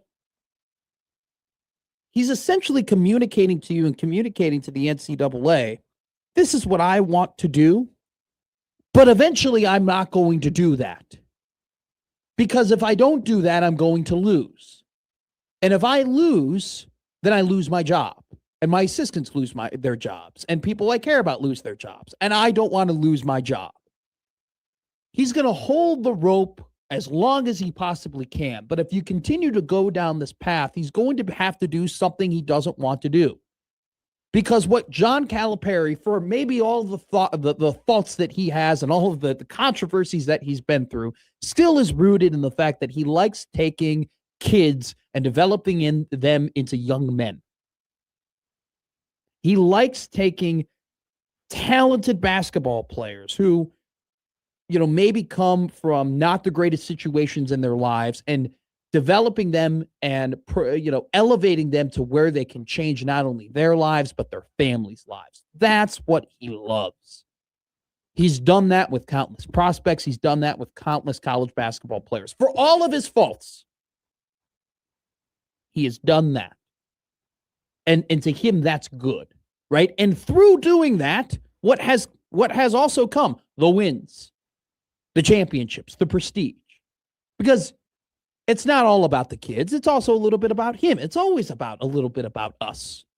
We do things for other people, but we always have ourselves in our minds, and that's how we should live our lives. And so for John Calipari, we've lost the plot of college basketball. But eventually, if we continue down the path we go on, you're going to have to force people like him and coaches like his hand, where they go, I'm sorry, but I got to win basketball games. I got to compete at the highest level. Because if I don't compete at the highest level and I don't win basketball games, I'm not going to be allowed to coach basketball games. And So go ahead, John. There's a couple bad actors who have taken that quote and really spun it out to America versus the world. Well, but the meat of the matter of his quote is like, hey, what are we doing here? Well, Is essentially what Cal is saying. The meat of the matter is that the heart of college sports used to be American high school athletes. Absolutely. And they are now in the caboose. They are now the last people to be cared about. They are now the final. I mean, they're the group of people nobody cares about anymore. We had Coach Scott Strohmeyer on yesterday talking about, Iowa Western football. And we are seeing that effect of essentially he's telling us, guys, we're able to get dudes that we never used to get. We're competing and recruiting players that we never thought we had a chance to get. And why is that happening? Because we're not prioritizing 18, 19, 17, 18-year-old kids anymore. We're prioritizing kids who already had their shot. Charles Bediako already played college basketball. Right? Like that is the thing. These other guys like, Terry Darlin and London Johnson and Abdullah Ahmed, like these former G League players, James Najee, like they hadn't played NCAA basketball before, right? Like now Bediako already played NBA basketball and he signed a professional contract. He signed a 2-way deal. So, and his points within the lawsuit are so stupid. Like he goes, he would have stayed had he known that he could have benefit from the revenue sharing and NIL opportunities that, he had at the next level. Well, if they go ahead and prove that reasoning like that, if that is an accepted reason, hey, had I known that I could have made more money and that wasn't communicated to me, then I would have stayed. That'll open up the floodgates as well. Of plenty of players who are being like, well, I didn't really, I wasn't, it's other people's faults that I wasn't told that these resources were available for me. And that'll really allow people to come back. And that'll just make it, well, like John Calipari said, we will just abandon high school athletes and it will no longer be college basketball. It will just be semi-pro basketball. And that is, we've lost the plot already. And now we have fully we're now diving into a new sport. Like it's now just a brand new sport, which is that's the one thing about college football that we still can look at and say, hey, yeah, how we conduct things is very much like professional sports. And how we conduct, how we do free agency. And now, I mean, we basically had a trade with Tennessee and UCLA. Like, yeah, everything from a Monday through Friday perspective has turned into the NFL. But Saturdays, we're still playing college football. I can squint my eyes and this looks like what I remember. Yes, it's still, we still have teams that, it's still the same things matter. With college basketball, if you allow these G League players and guys who have signed professional contracts to go ahead and play college basketball and have multiple years of eligibility, it's no longer college basketball. It's just a completely different sport. So this is ridiculous. Now let's go ahead and let's get Mock Pope's take on it, because this is wild. The one stopgap that is kind of spreading right now that maybe has some legs, it's kind of a last stand, is the NCAA does get to decide who gets to go to the NCAA tournament. Like, they get to decide that. They have that power. And so at some point when they've been very, very clear about what the rules that they're going to try and enforce, they might lose in court, but they still get to decide what games count towards the NCAA tournament. And I'm not saying that to penalize any team. I'm just saying that because at some point it is important that we take a stand and regain some tiny ounce of sanity. And until someone tells me different, I still believe the NCAA has full power over who gets in the NCAA tournament and what games they count towards your NCAA tournament bid. And at the end of the day, that is what drives all of us. That, talk about lawsuits. I mean, can you imagine if the NCAA says to Alabama, hey, yeah, you did literally everything everybody else did to make it to the NCAA tournament and to get this seed. But because you have a player on your team that we morally don't think should be on the team, but is legally allowed to be on the team, we're not going to put you in the tournament. That would be wild. That would be like, because if these guys are allowed to be on, then it's legal. Like you've established that it's legal. But then if you go ahead and you say we're not going to put you in the tournament, not because it's illegal, because if it's illegal, the guy wouldn't be on the team, but because we don't like that and we don't agree with it, we're not going to put you in, even though your resume matches up. That would be unprecedented. That would be, oh my God. I mean, that, because yes, the committee, is it's still subjective, right? We're subjective in terms of where teams get put where. That's always been the case. But we have never, or at least I've never seen, maybe it's happened years and years ago, but in my experience, I have never seen a team that wasn't already penalized before the season get told, hey, we don't like what you're doing. We're not going to put you in the tourney.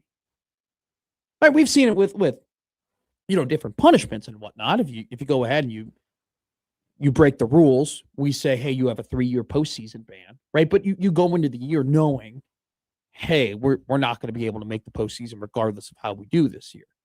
But for the NCAA to say, well, we didn't ban you before the year, and you're technically not breaking any rules on paper, but we don't like what you're doing. So we're not going to put you in the tournament, even though you're clearly allowed to be in the tournament.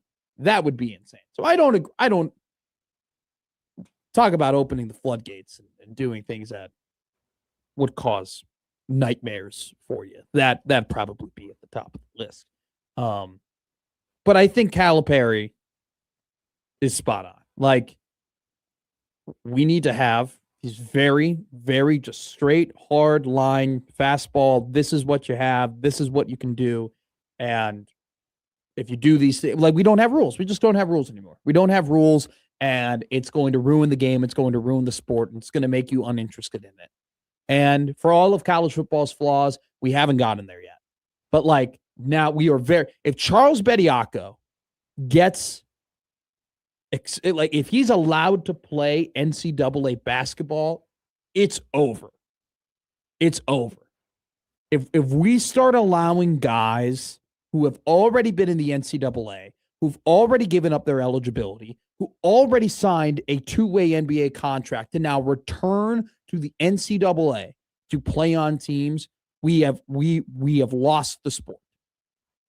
We have lost it because there's no way around it. Because eventually, and this is just hypotheticals, but eventually North Carolina is going to do it. And if North Carolina does it, Duke is going to do it. And if Duke does it, then Louisville's going to do it. And if Louisville does it, then Ohio State's going to do it. And if Ohio State does it, then Illinois will do it. Then Michigan will do it. And then Georgetown will do it. And then, you know what? Creighton will do it. And then Nebraska will do it. And Omaha will do it. And you'll sit there and be like, I hate this, but they have to. What's Wemby making? Surely Creighton can match that. Well, that would be a whole other thing if you go ahead and play, like, you sign a full-on NBA contract, but you still have eligibility left. Can you imagine if He's never played college basketball in America? I mean, can you imagine if we got to the point where Devin Booker goes, hey, coming back, got 3 years of eligibility. Imagine a 42-year-old Kyrie Irving suiting up for Duke. I'm saying this would happen in 6 or 7 years or whatever, but that'd be great. Be fun. College basketball needs star power. Yeah, that's what they would say. That's how ESPN would convince you to tune into their crappy ACC matchups. All right, coming up next, talk about Heisman Trophy odds, because it's never too early to talk about futures here on Middays with Matt. Middays with Matt on 1620 The Zone.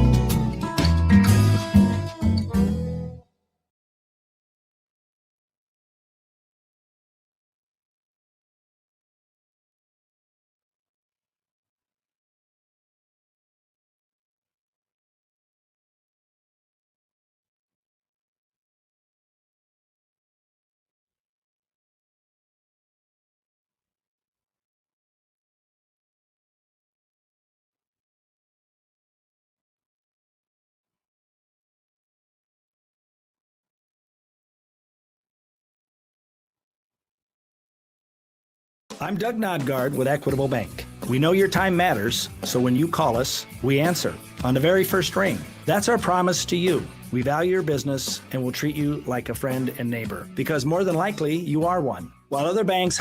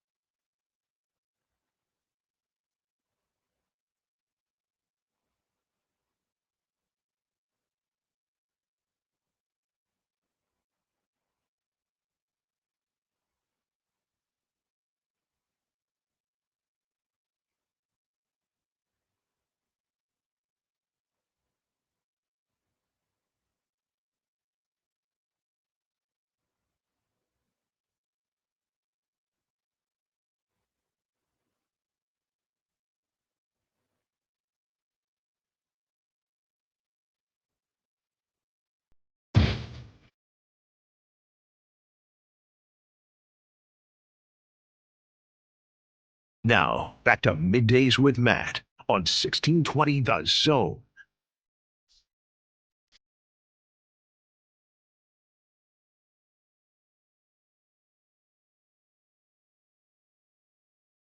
We go to the text line here. By the way, 402-951-1620 is our number. It's the Prairie Flower Casino hotline. Prairie Flower Casino, play longer, win more. We actually have emails into the Equitable Bank inbox. Equitable Bank, they take banking personally. Matt at 1620 The Zone. Josh at 1620 The Zone. Josh O at 1620 The Zone if you want to get at us and email us. We'll go to the text line. Joe, texting. Hi, Joe. Creighton already has a former pro player. Fedor Zukic. Yeah, but that's, I guess that's a little bit more acceptable. I guess that was Calipari's point too, with the European thing as well, where it's just like, that's kind of a loophole more than it is a concern. Maybe we'll probably should have figured out if they could talk to that guy before they brought him in. Conan. Yeah.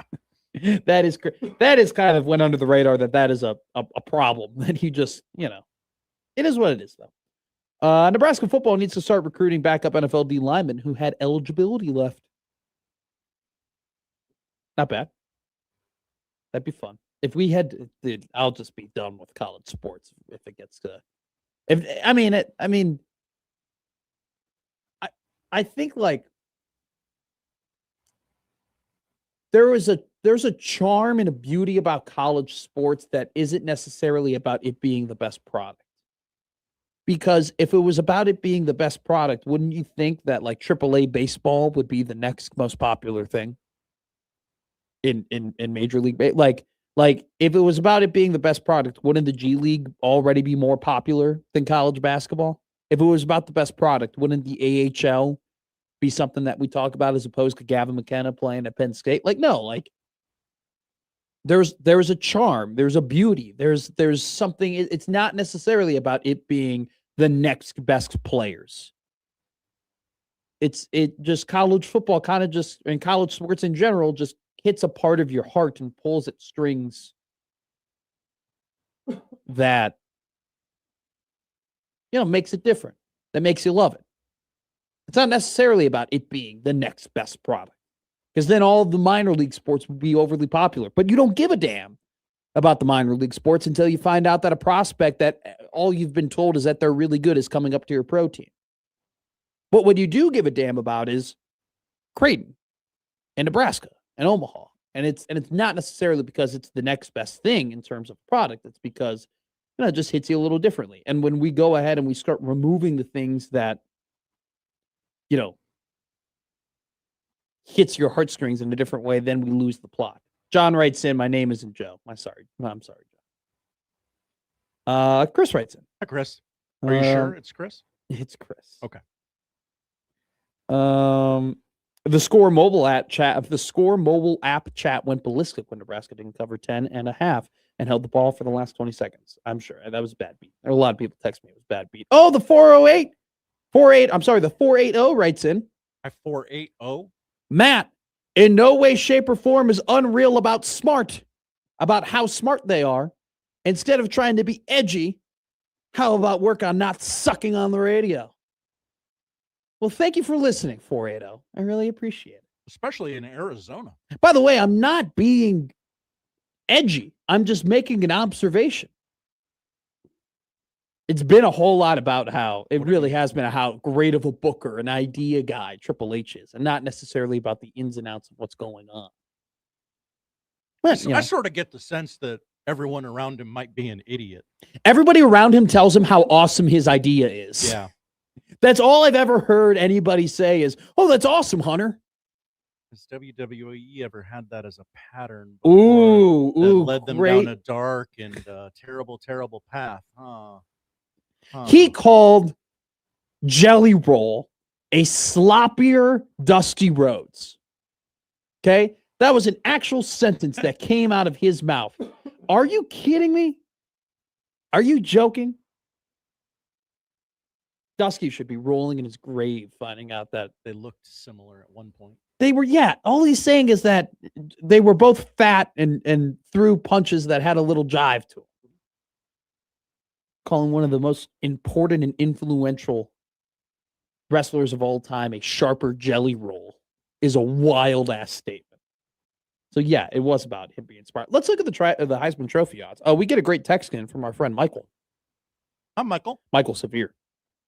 He goes, when you look at the Heisman Trophy odds, be sure you look at the ones who are 15 to 25 to 1 or greater because that has been the trend recently. Michael's spot on. It's so crazy. So we did this about a month and a half ago on the morning show where we looked at what the 2025 Heisman Trophy odds were. And it was Arch Manning and Garrett Nussmeier and Cade Klubnik and Jeremiah Smith were all the top guys. Fernando Mendoza was 250 to 1, which I was pissed that I didn't put a little cash on because I had Indiana making the college football playoffs. So if that were to happen, you would have thought I'd be smart enough to put one and one together. I went in on him about halfway through the season. Can you guess you did? You got him? Yeah. At what? I don't remember. It wasn't terribly large. You got to share your futures, Josh. Okay. We are a future-based show. Good to know. We are a future betting show. I think it was 450, something like that. We should do a Matt McFutures board and just keep everybody, because I'm the best futures bettor in the country. So we should keep everybody in touch because I want them to make money as to what futures I have. I currently have a plus 950 for the Seattle Seahawks to win the Super Bowl. Oh, hello. Oh, hello, indeed. So I put $20 on it, so it would pay $190. So I don't know if we'll hedge or not, but when we make more futures, when the MLB futures markets come on, we'll go ahead and we'll make. That's where you make. I like it. That's where you make your money on the MLB futures. All right, talking about future bets though, Heisman Trophy odds. You know where CJ Carr is number 1 at plus 800. Kind of wild. Can you guess who the second and third Heisman Trophy odds are? Highest Heisman Trophy. Oh, I imagine Arch is in there somewhere. Plus 850. He's second. Can we guess who's third? Sorsby. Okay. No. Jeremiah Smith plus 1100. Oh, sure. Okay. Mm-hmm. It's crazy you say Brendan Sorsby because he's at plus 2,500. Plus 2,500. Plus 2,500. Okay. Josh Hodson, I'm going to make that bet. That's some nice value. I'm going to make that bet. Do you know why I'm going to make that bet? Because it's not necessarily about Brendan Sorsby being very good, because he is very good. Okay, don't get me wrong. Have you seen the Texas Tech football upcoming schedule? I'm going there right now. What am I about to see? A calamity, a throw up. Whoa. Yeah. They're going to walk to the Big 12 championship. Dude, and they're going to walk to the playoff. Yeah. So they go ahead, they play Abilene Christian, and they play Abilene Christian, Oregon State, Houston, Sam Houston are their first 4 games. Fighting Michael Severe's over there. That's 4-0. And they play Houston at home. Okay. Then they play Colorado, win. Arizona State at home. Cincinnati on the road. Arizona at Brendan home. Sorsby revenge game. West Virginia at home. Then they go on the road to Oklahoma State, on the road to Baylor. They finish off their season at home against TCU. So they play only 2 ranked teams. Who might not be ranked when they play Texas Tech. And they play them both at home. And then they play a bunch of other crap. Texas Tech, whatever their odds to make the college football playoff are, I'm going to bet them. I don't care what it is. I don't care where they're going to start off as. And then Brendan Sorsby, he just might win it because he's going to have insane stats. And we're like 50-4 or something like that. To get that at plus 2,500, look out for that. That's good value. Jada Maeva at USC plus 2,000. Marcel Reed plus 2,000 at Texas A&M. Sam Levin LSU plus 1,300. If that was a little bit higher, I'd be very interested in that. Mateer at Oklahoma plus 1,600. That's something to monitor as the season goes on. People forget, like, before he hurt his thumb, he was a definite Heisman Trophy candidate, but then hurt his thumb, missed a couple games, and they brought him back too quickly. Josh Hoover plus 100 at Indiana definitely is getting the Fernando Mendoza bump. I think if Josh Hoover was elsewhere, it'd be much higher. But because Indiana's just had the last Heisman Trophy winner, who was a transfer quarterback, I think they're looking at him as, okay, plus a little, like he might be some good odds. But I'll say this, looking at this, you got to remember, guys last couple of years who are at the top of the heap in terms of the Heisman Trophy odds have stunk, have not done well. So on your value. There's 2 Oregon quarterbacks on this Heisman Dylan odds. Raiola's on the – see, that was an interesting thing that we kind of glossed over when Brett Ciancia came on. Brett was under the impression that it was a Raiola versus Moore battle and that Raiola might transfer again. It's interesting that that Ciancia, who is awesome at his job, had that thought, because I think everybody else just has the thought that now Dylan's sitting for a year. We'll see how that'd be incredible if Dylan wins a battle against Dante. Plus 4,000. Yeah, no. Right now no for way. the Heisman. Hell no. No. Not good. Same as Damon Williams. CJ Carr being number 1 from Notre Dame is very interesting.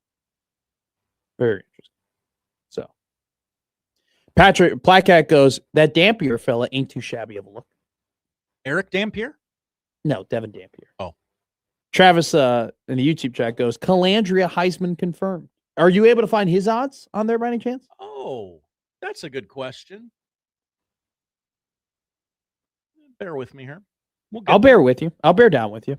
Bear down. Kenneth goes, it's CJ Carr's Heisman to lose in 2026. Yeah. That is another team that has that's Kenneth being smart. I'm picking Sorsby because they have a very easy schedule to potentially be a dark horse, can win it, but CJ Carr is playing in the same odds. CJ, I mean, that Notre Dame schedule is incredibly easy as well. So 125-1 is what Placat tells us. Yeah. Plus. Yeah, I'm fine. I'm okay. Tanks, you got to win more than 7 games to be in the Heisman Trophy conversation. Oops. Unless. Nope, not going to happen. All right, coming up next, Frank Caliendo on Middays with Matt for the first time here. Should be a good one.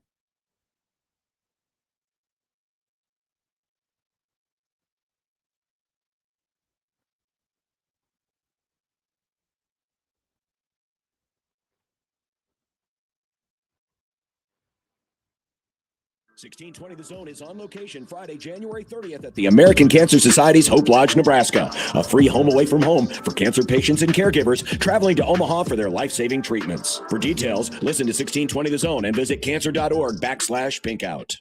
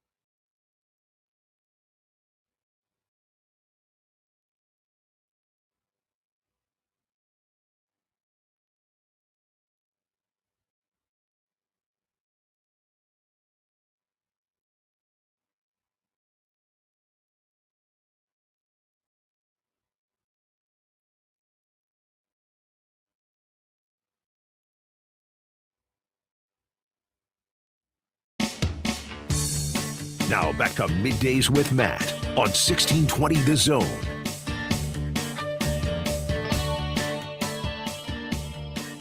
All righty. This is a big one. This is one that I've been looking forward to for a very, very long time. He is a comedian in which I very much grew up on, and we are lucky enough here at 1620 The Zone that he has an incredible relationship with not only our very own Josh Otson, but Connor Happer as well, and a massive Creighton Blue Jays fan. We welcome in the one and only Frank Caliendo. Frank, I'm Matt. It's great to meet you, my man. Seriously, I've been watching you for a very long time, and when about a year ago I found out that you were a very good friend of the program, I was very, very excited to hear that, and I'm very excited to talk to you now. So welcome on to Middays with Matt. All right. I look forward to letting you down. No, not at all. Never meet your heroes, kid. This is a little bit this is a little bit kind of like that. I don't mean to be weird about it, but I was very much a kid, Frank.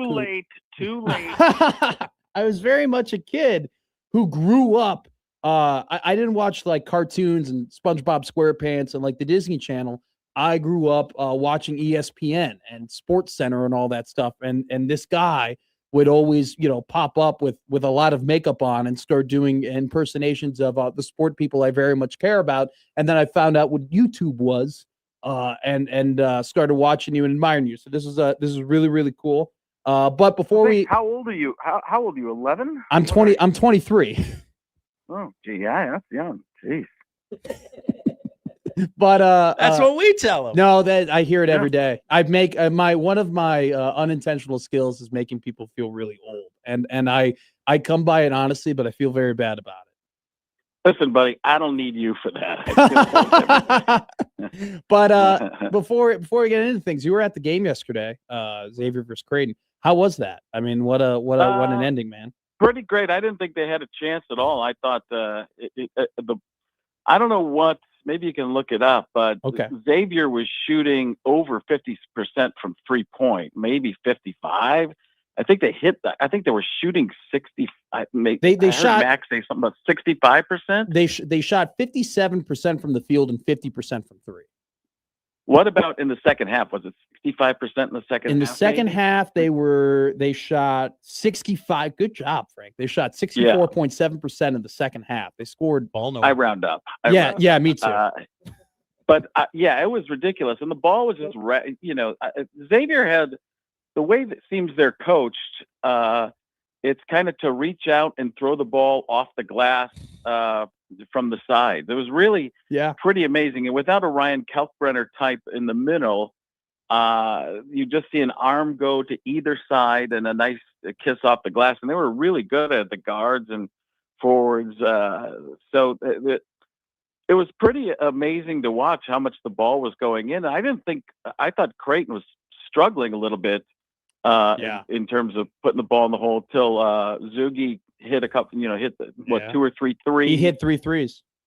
And he was it seemed like he was really getting off the ground when he was shooting those. So it was pretty fun to watch in those terms. They just, the thing about Creighton right now, and Max said this at the press conference, which I went to, they just can't stop anybody. No. They just get backed in. I mean, guys are just, everybody's getting backed down. And they just, even if they're playing good defense and good defensive position, they're just not strong enough against some of these other guys that they just get pushed closer and closer to the basket, and then it's kind of an easy 2.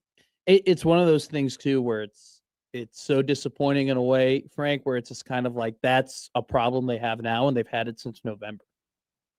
Like they just haven't been able to figure it out. And it's unfortunately with all the BS that's going on in college basketball, you still can't make trades at the deadline to figure things out and get an inside presence. Well, when you're missing a 6'10", 6'11" 3-point shooter who's got probably a 7'2", 7'3" wingspan, that could just close in the middle, even though if he's not a shot blocker. I call him Andrew McJackson. But if he was, if he's there, at least there's a hand up in the lane You know, and that would help. And Jason wouldn't have to play the 4 and 5 so much too. You know, he could probably and play more Jason's than been great. Jason's so improved in the last.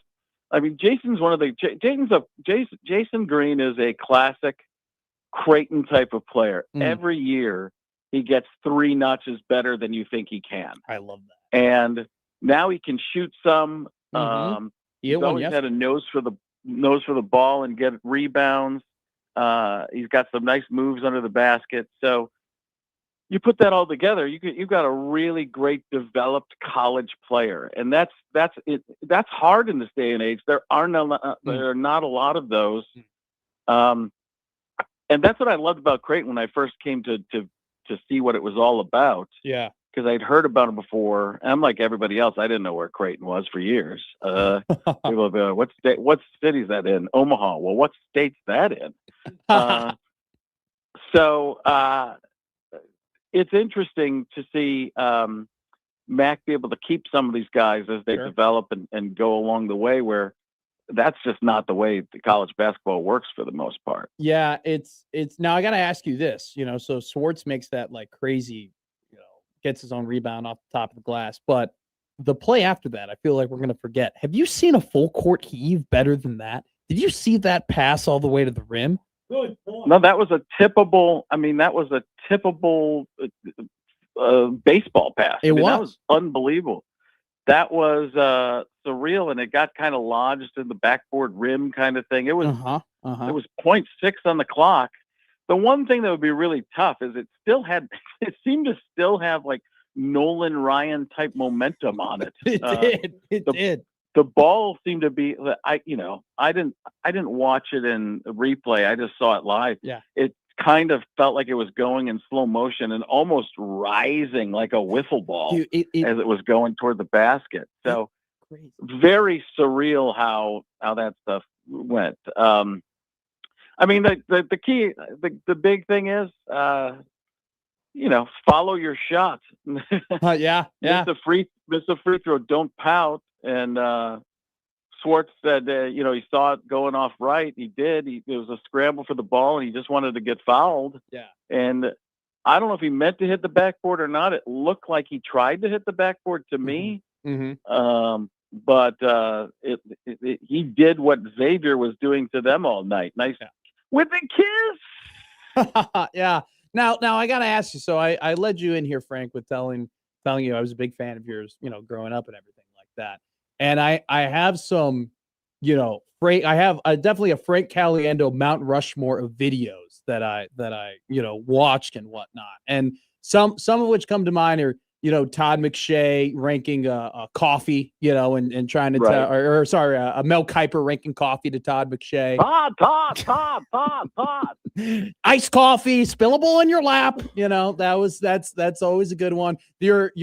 I think your most underrated one definitely is Ron Jaworski. When you did Jaws and the space-time continuum, that was always a great one. Stephen B. Smith is Hall of Fame level Frank Caliendo, especially on the 10th year anniversary of Mike and Mike. And then I think my favorite one is Gruden on Gruden, right? And you're at the Gruden QB camp. Do you have a favorite memory or or maybe an intimidation memory or any type of thing that comes immediately to mind when I bring up those videos and those moments? The Gruden QB camp was pretty awesome because that was the first time. That was a Derek Carr's QB camp. Yes, it was. So, and it was his birthday. So Gruden's like, we got a birthday party, so let's get this thing done, man.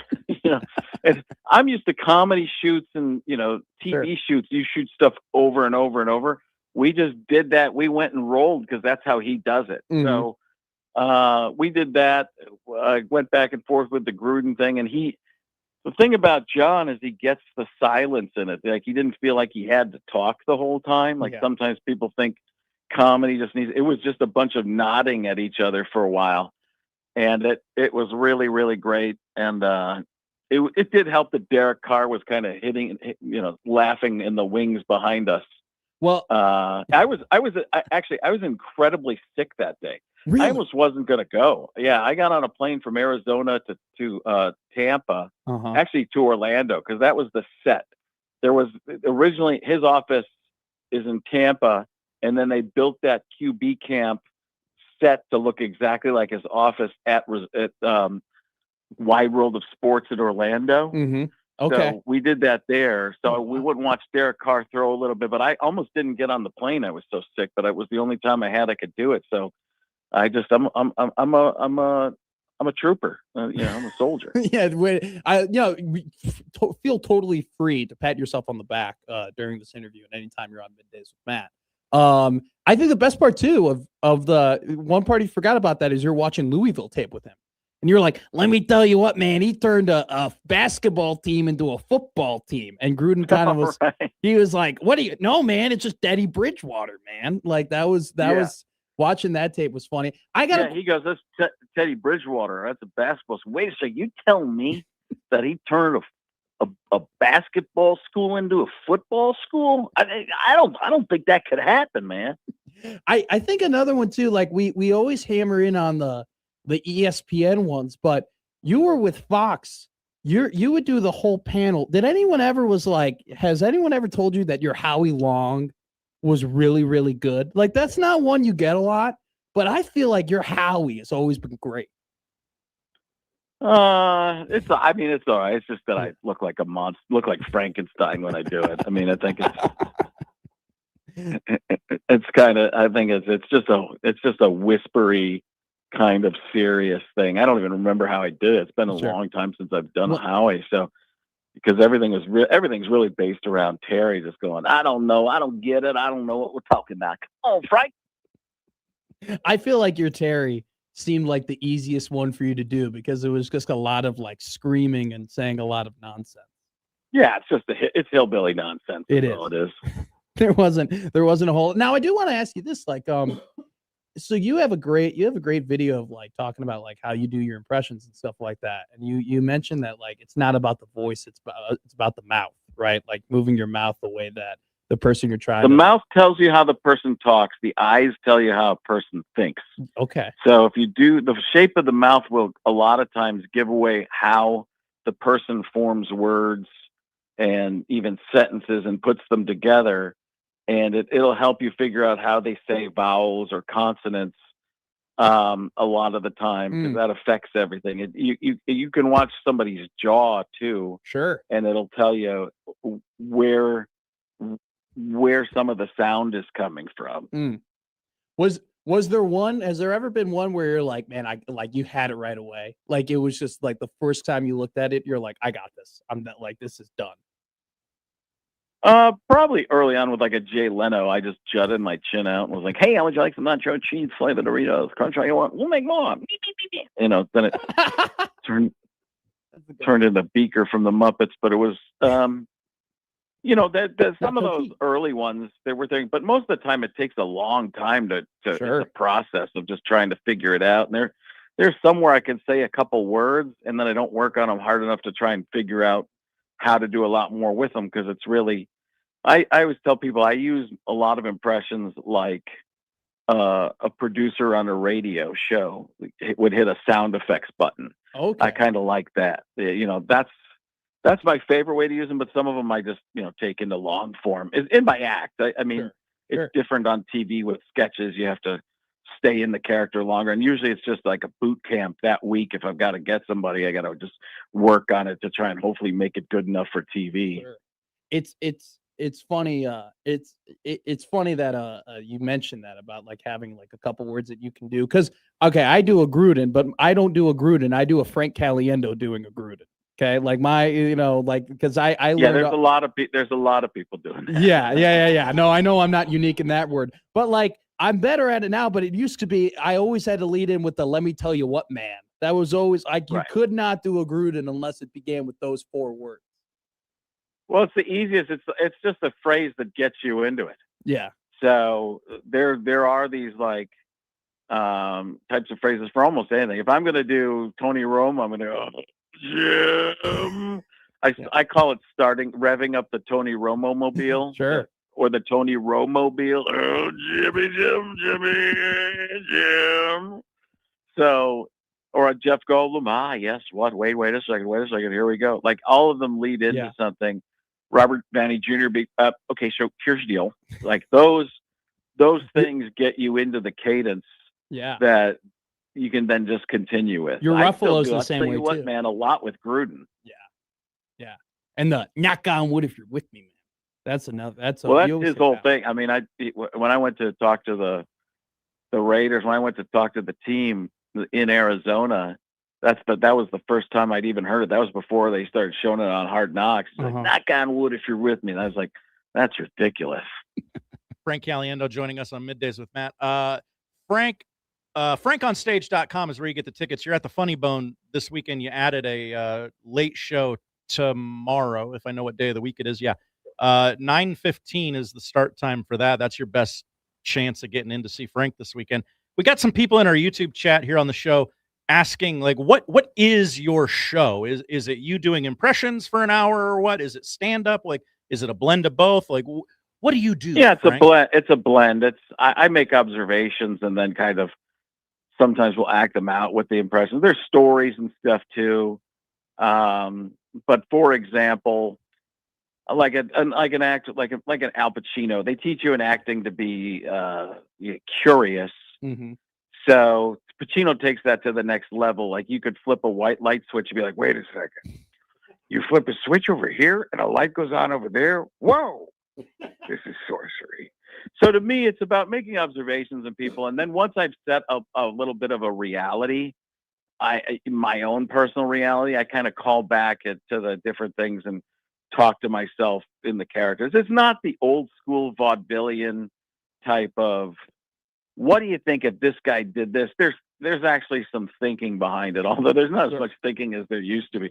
But it's kind of like me, the way I do a radio interview, but I just talk to the audience that way too. So it's kind of an explanation and then going into whatever. If I was going to talk about Charles Barkley, I don't always do this anymore, but sometimes I do just to set it up. He uses the word terrible. He doesn't say terrible, it's terrible.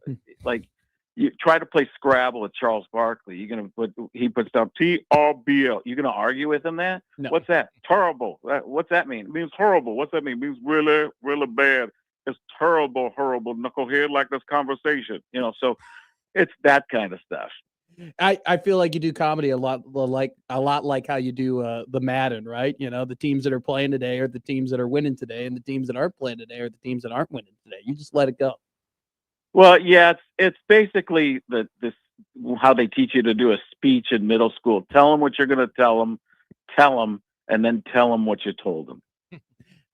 Frank, this was awesome, man. This is really, really cool. Like you said, don't meet your heroes, but this was, and I'm not fully calling you my hero, but I also am calling you somebody that I got a lot of entertainment watching you growing up, and I appreciate you for all of that and all of what you do. And I think I'll be able to make it to your late show tomorrow. So I'm looking forward to seeing you, and thank you for talking, and thank you for coming on Middays with Batman. Hopefully we do this more in the future. This was awesome. I'll tell you what, man, I had a good time, man. Thanks a lot. Thank you, Frank. Let me tell you what, man. He did the let me tell you what, man, for Frank Caliendo, man. It's a pretty good comedian, man. Where did Frank Caliendo go to college, Josh Hodson? I know he's got some Wisconsin roots. I have no clue. I have no idea where he went to college. Okay. I can tell you where Jamal Rule's going to college. Oh, yeah? He's going to Nebraska, man. Before we go on to the next segment, Frank Caliendo at the Funny Bone tomorrow at 7:00 is his first show, and 9:15 is the second show. Correct? Yes, the 7 is sold out. Great, good for Frank. He deserves it. He's awesome. They opened up the late show Friday, 2 shows Saturday, both with a very sparse amount of tickets if they are not already sold out. Okay, and then he's awesome.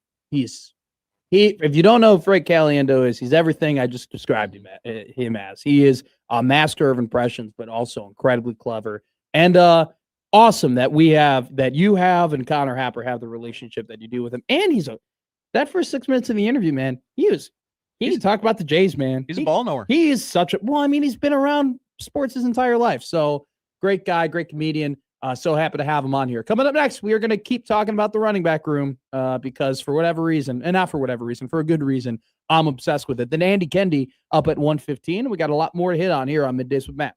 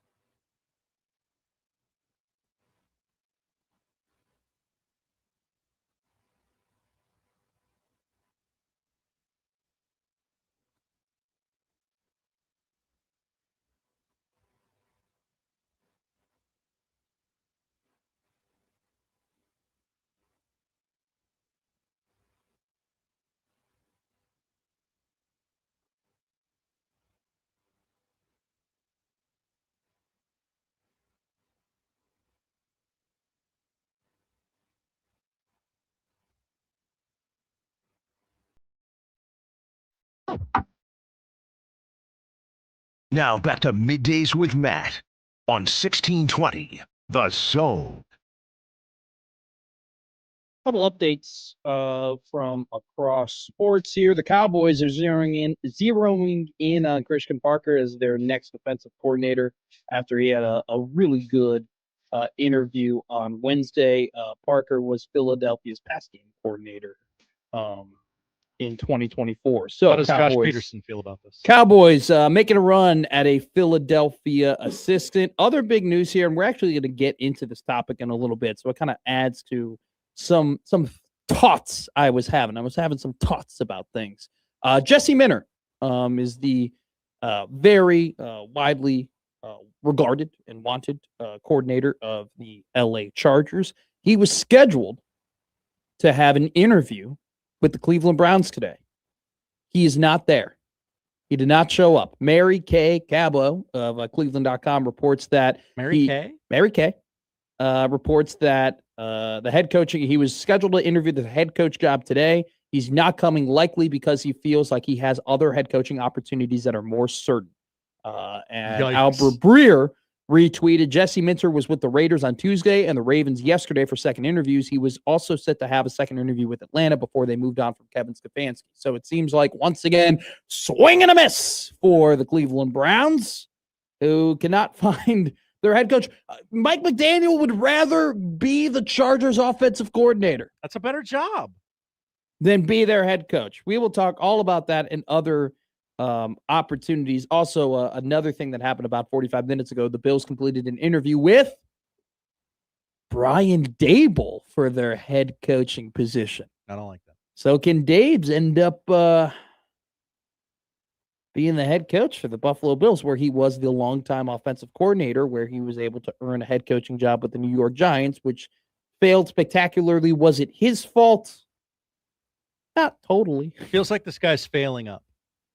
Yeah, Cliff Kingsbury and him are very good at doing that, which we'll see where Cliff Kingsbury ends up going. So those are some updates from around the NFL and sports in general. Oh, also, too, our very good friend John Walker had a great tweet while we were on the air with Frank Caliendo. I guess his ears were burning. Creighton is 53rd in Ken Palm and 59th in the net. Jeez. After Tuesday's win for Xavier, Bart Torvik gives the Jays an 18.4% chance to make the tournament, down from 21.9% on Wednesday morning. So that's John Walker doing that reporting for us.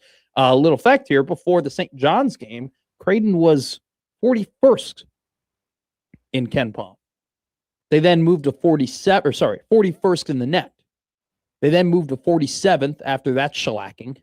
They then moved back to 53rd after beating Georgetown. And now, after barely and narrowly beating Xavier, they're now all the way down to 59 in the net ranking. Like John says, Bart Torvik, 18.4% chance Creighton ends up making the NCAA tournament. All righty. Yesterday, I went on a rant. A rant? I got very upset that Nebraska football did not add a running back through the portal. Many are saying this. Okay. I got a text from a very good friend of mine. He goes, the one guy they brought on was Rule. He's referring to 3-star running back from North Carolina, Jamal Rule. Oh, not Matt Rule. Not Matt Rule. Okay. Rule with no H. Genuinely, thank you for clarifying. No, seriously. I'm doing multiple things. The one guy they brought on was Jamal Rule. I told this person I was keeping it portal, no high school. This person then texted me, yeah, but that's who they added in their minds. So in their minds, they're like, we did add a running back. We added Jamal. So I did some digging. Okay. All right. Little fact check. Jamal Rule, 3-star running back from North Carolina. He was the number 34 nationally ranked running back in the class of 2026. Not bad. 2,500 yards in North Carolina high school football over 2 seasons. I watched a little film. Whoa, you were grinding tape? I watched like 7 clips. Okay. That's 7 more than almost everyone listening. He's fine. He's good. So he had one where it's like he had a hole wide open and he didn't probably hit it as well as he should have. But he can turn the corner on people in high school. He's got some pretty good speed. You know, I'm not watching and I'm like, holy crap, this guy's Derrick Henry. But like, yeah, this guy can play at the next level. I don't think there's any doubt about that. And they clearly like him a lot. That's what they should get, Derrick Henry. So here's the thing, though. Emmett Johnson developed from are we sure he can be a Big Ten running back into, holy crap, what would they do without him? Developed into an All-American level type player. Developed into a guy that people thought got snubbed for the Doak Walker. Okay? Like, he took that jump. And you have to give E.J. Barthel credit. You have to look at the running back coach and say, hey, man, your running back, honestly, through the season, took a jump, because it's not as if Emmett Johnson was this all-world, God, you got to give him the ball every time running back at the beginning of the year. He developed into it as the season went on. He got good coaching as the season progressed to help him improve as the games went on. You have to give him credit for that. At the same time, though, this isn't the whole Jamal rule and running back situation isn't all about in-season development. It's more so about evaluation. Because, yes, Emmett Johnson made some really big jumps this year, man. Went from being are we sure he can be a Big Ten running back to, man, like, I want my favorite NFL team to draft this guy because I loved watching him at the University of Nebraska. He can make anybody miss in the phone booth. That's the jumps he took. But what you have to remember is that Emmett Johnson was not a E.J. Barthel recruit. Emmett Johnson was not a guy that they evaluated and said, hey, we got to bring him in. Hey, he can play running back at a Big Ten level. Hey, we need this guy. So let's go through the list of guys that they've done that with. Here are the running backs that Nebraska has brought in from high school. No, this can't be good. But please proceed. The high school running backs that have been brought in by Matt Rule and E.J. Barthel since they've been here. We'll go from, they're in no particular order. Jamarian Parker. Spent a lot of time on the bike last year during practices. Never saw the light of day. No longer with the team. Quinton Ives, a.k.a. Herschel Walker, who Q2. They've literally never talked about a player as highly as they have about Quinton Ives in his time at Nebraska. And yet, even in the best opportunities possible, cannot find a way to crack the starting lineup. Okay, it was literally only found carries against Houston Christian and Akron this season. Mekhi Nelson, TBD. Didn't get a whole lot of opportunities during the regular season. It's not as if during those limited opportunities he popped in a way where you're like, holy crap, they got to find this guy, in the offense more. But against a, not great rushing defense in Utah, showed some flashes. Kenneth Williams, no longer with the team. Riker Evans. I don't think he was he redshirted in 2024. There's nothing on his bio in 2025. So I don't think he's with the team anymore. And then Connor Booth, TBD, who, much like Quinton Ives, in a very open running back competition where it seems like they're looking for anybody to bust in and take over at running back 2, wasn't able to do that. We didn't even see him, in the bowl game. So there you go. Jamarian Parker, Quinton Ives, Mekhi Nelson, Kenneth Williams, Riker Evans, Connor Booth. Those have been the running back recruits for Nebraska since E.J. Barthel and Matt Rule have been at the program. No hits. None of these guys are hits. Okay, they aren't. Not even a little hit. No, not yet. Because, what if, Mekhi Nelson's going to end up being your starting running back, but not necessarily because, man, he's awesome and it's like he's insane and it's like we got our guy. No, you don't even know. We don't even know if he can be a Big Ten running back. He hasn't gotten enough sample size within those games for us to know. And so it's hard for me, and I understand what this person was trying to convey. They really liked this Jamal Rule guy and they brought him in and they think he's an addition to the room that makes it better. And so maybe that's one of the reasons they decided not to go in the portal and get a guy who has experience. But if we're going off of rep, if we're going off of history, if we're going off of the past, this coaching staff has not shown the ability to recruit, evaluate, and develop running backs at a Big Ten level. They've had 6 shots So far, they've failed at 3. 2 of them don't look great, and 1 of them is TBD.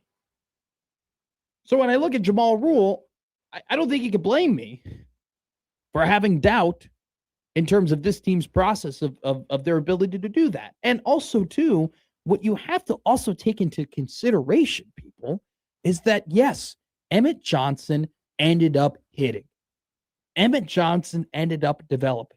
Emmett Johnson ended up being an incredible running back that people will, it'll be a long time before we ever forget the things that he did in 2025. Look at the barriers, though, that it took for him to get there. When they got here in 2023, when he was already on the roster, he was the 4th running back behind Gabe Irvin Jr., Ramir Johnson, and Anthony Grant. Johnson and Irvin go down, and still he's basically behind Anthony Grant the entire time. They go ahead in the next season. They bring in Dante Dowdell. Okay. He's splitting carries, Dowdell and him are, for a lot of the year. And it took bringing in a brand new offensive coordinator for him to figure out, hey, we should use this guy more. So it took injuries and bringing in a fresh set of eyes that had no previous connection to your staff to finally realize what you have here is gold. And then they realized, oh, EJ is the guy. And then he developed. So even then, with their one successful project, it took a lot of breaks and it took a lot of things for them to fully figure out what they truly had. So when you tell me, hey, well, they didn't add in the portal and they didn't add a guy who has Power 4 experience, who's had a lot of carries, who's shown that they can go ahead and be successful at a Power 4 level. They haven't done that because they're bringing in this guy or they really like this guy from high school. Guys, I'm going off of history. The history isn't encouraging. The history doesn't bring trust. And that is where we're at. Because what used to bring trust with Matt Rule was words and the history that he established at Temple and Baylor. Well, the problem is that the history that he's established at Nebraska doesn't give you a lot of trust. And we're at the point where the words don't count nearly as much as they used to. The resume is getting longer. There's more and more. Well, it's not that the resume is getting longer. We're getting disconnected from the resume. Exactly. It's changing the more games he coaches, right?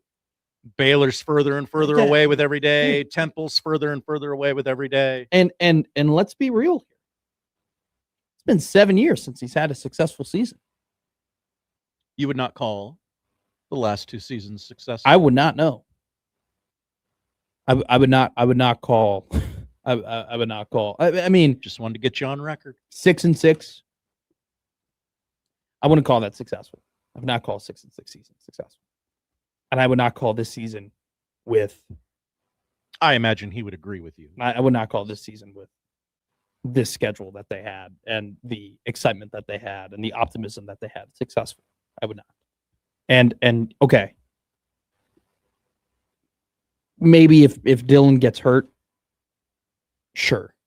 If he doesn't get hurt, they end up going 8-4. You cannot convince me they would have beaten Penn State or Iowa with Dylan Raiola. You can convince me, and I still think they would have won that USC game with Dylan. But Dylan did get hurt. I'm sorry. Sorry, he did get hurt. And so you can add that caveat, but I can also halfway through the game. I was going to get to the end of it, but I ruined it. I can also add the caveat. They were very fortunate to win some of the games that they did win. I think they were very fortunate to win that Maryland game. I think, what happens if Kenneth Williams, what happens if you don't hire Mike Eckler and Kenneth Williams doesn't return that touchdown right? So we could play the game both ways. Right. I can, for every throw that you can throw at me, I can give you some back. I think you are what your record says they are. I think they're a 7-6 football team. Right. And they were a 7-6 football team the year before. So yeah, no, this was not, I would not call 6-6 in the second year successful season. I would not call 7-6 this year's successful season. And so you're not going to call any of the seasons that you had at Carolina successful seasons. And you're sure as hell ain't going to call a 5-7 season where you blew the quarterback evaluation and development part of the year a successful year. So since 2019, since he's had a objectively great year. That's concerning. That's concerning. And that's what, the USC does a great job of calling this the bad vibes off season, and that's where that stems from. And the bad vibes stem from the lack of successful evaluation and development to the level that you expected it to be at. And that's the theme of all of this. All of the negativity and pessimism stems from the fact that you came in here and said, we are going to evaluate and develop at a level that is elite in the country. And you haven't done it. You haven't kept that promise. And so, yeah, you can tell me, well, they didn't add a guy in the portal at running back because they really like what they have in Jamal Rule. And I can tell you, well, I'm sure they really like the 6 other guys that they brought in. And up to this point, none of them have made that big of an impact. So now, Marty Brown, very well. I mean, like, there's been, you go on the message boards and stuff like that, and you hear a lot of chatter. It seems like there's always hey, what if Marty Brown shows up? What if Marty Brown shows up? I don't think he's entered the portal yet. I don't even think he's in the portal. So, I'm gonna operate as if they're not adding a running back until they add a running back. And frankly, they had 2 whole weeks. Not 2 whole weeks. They had multiple weeks to do it. And they haven't done it. We'll go to the text line here. I believe we have a text. Chris in South Carolina is a great question. Hello, Chris. He goes, Josh, how'd you meet Frank again and become friends? I'm trying to think. I actually haven't met Frank. You haven't met Frank in person? No, I don't think I have.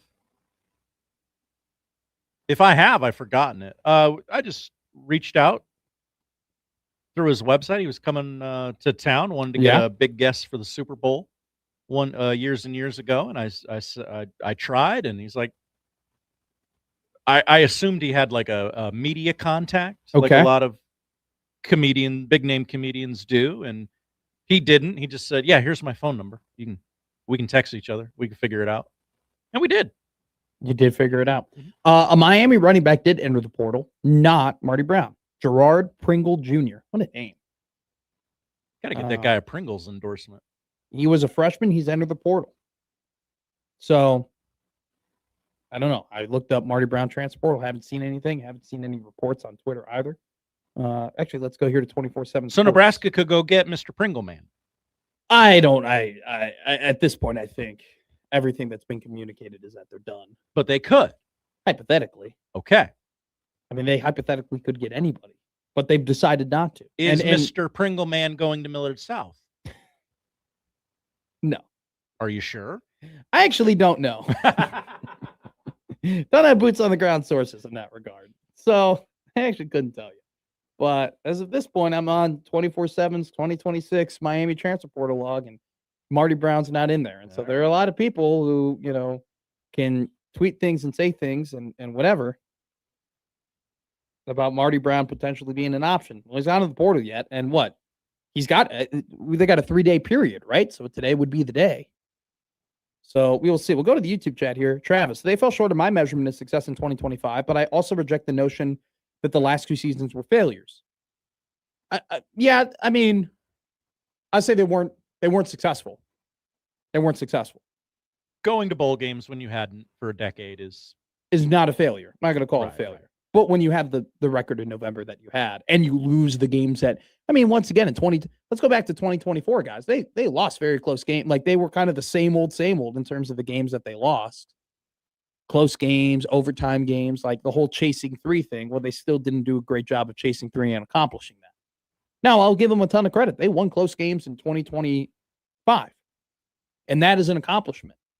So, yeah, I think it's an accomplishment. They went 7-5, as opposed to, or I wouldn't call it a failure of them going 7-5. I just wouldn't call it a success. I wouldn't say with that schedule that they had, which was super easy, comparative to what is it going to be this year, I wouldn't call that successful. So yeah, I'm looking through more. Here, Sith writes, The vibes also come from the fact that the schedule is all but guaranteed to not be any better than 6-6. In fact, they will be very fortunate to go 6-6, and they haven't been fortunate in 20 years.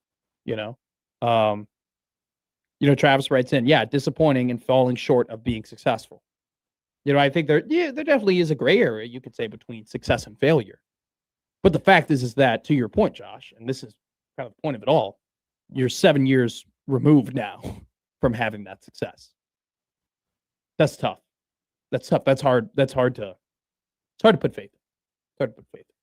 So we'll see. The only way that they'll be able to restore faith is by winning football games. We'll be talking about more football coming up next year because football. The Pittsburgh Steelers might be doing something that is definitely not going to put faith in their fan base. It's actually going to be like, going on a weight losing program and only losing 5 pounds. Oh no! Disaster! Could be a disaster. Could be a disaster for the Browns. We'll talk about that. We're going to talk about the AFC North. Who doesn't want to talk about that? Here on Middays with Matt. Middays with Matt on 1620 The Zone.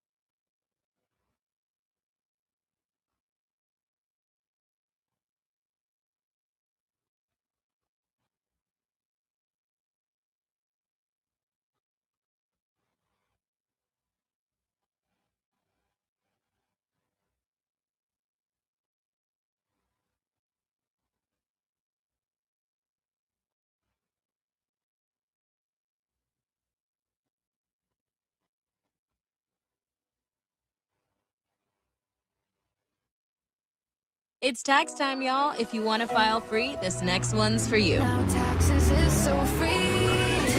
Tax-free edition only, roughly 37% of filers qualify.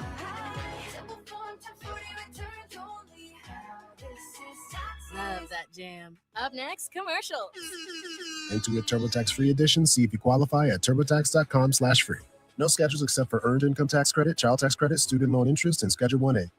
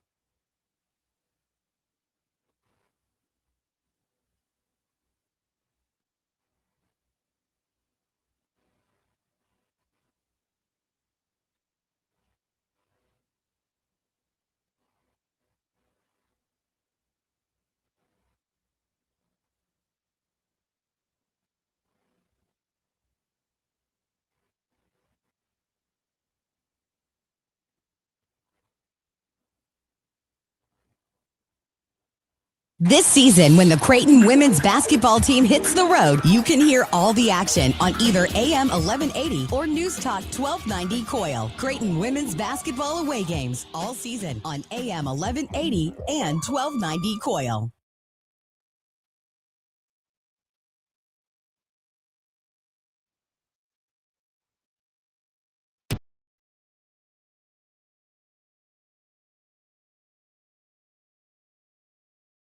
Now, back to Middays with Matt on 1620 The Zone.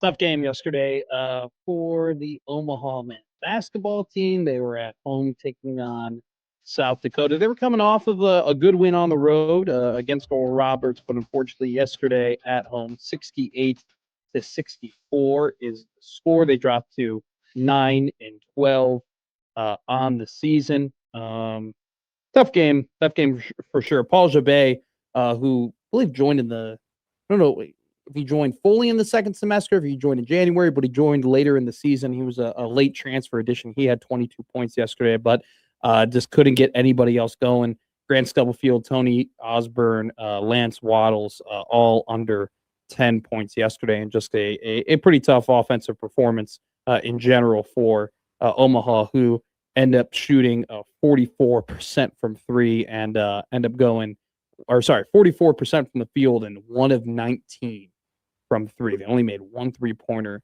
the entire game, and that would have been the difference. See, knocking a couple of those and pretty easily find yourself on the way to victory, but the drop, a 4-point loss, 9-12 in the year, 2-4 in the Summit League. Other news in Omaha men's athletics, they went ahead. The Omaha men's hockey team added Ryan McCleary to their roster. McCleary played in the ECHL and in the AHL this year for the Toronto Marlies, the Toronto Maple Leafs minor league team, essentially. So they had a guy, kind of similar if we're looking for comparisons, right? Cross sports comparisons. The AHL is essentially the G League. And so they had a guy who played one minor league hockey game and is in the Toronto Maple Leafs system mid-season. So a big addition for Omaha men's hockey, getting McCleary onto their roster. And so they play, let's see here, they're go quickly. Know that they didn't have the best start to their season. They're, currently 8-16 and 4-10 within the conference. They have a big series coming up here this weekend. Colorado College. Are they at home for that one? I'm not. They are. We're packing the Baxter this weekend. I believe are we not? I think we're giving out tickets for that game. I think either. I think tomorrow. The Mavs return home to face Colorado College this weekend, and we will be able to get you in the doors for that. Okay. All right. Well, stay tuned. Stay tuned. We will do that. We'll do that at some point. So stay tuned for that. So there you go. Little Omaha athletics update, because we love the Mavericks here on Middays with Matt. Coming up next, we'll talk about the NFL and some crazy things going on in coaching. Brian Dable going ahead. Little breaking news here. What? According to the Pat McAfee show that I'm looking up on the screen, Brian Flores signed a contract extension with the Vikings, source says. So Brian Flores off of the head coaching market. They announced that last night. Well, you were basketball. Well, no, I saw that. The report that I saw was that if he were to return, if he didn't get a head coaching job, he would return to the Minnesota Vikings. That's what I saw. Oh, okay. So is this officially official? Okay. Well, I guess maybe he's still looking to be a head coach. I don't know. It's kind of a misleading tweet there, in my opinion. Anyway, we will talk about the head coaching search in the NFL for multiple teams coming up next. If Matt can't get a job doing middays in New York, he'll come here. He'll be back in the next segment. I'm very thankful to be here, and it is definitely not a fallback option being on 1620 The Zone. I want to make that very clear. All right, coming up next, we talk about some stupid things that the Steelers are doing on 1620 The Zone.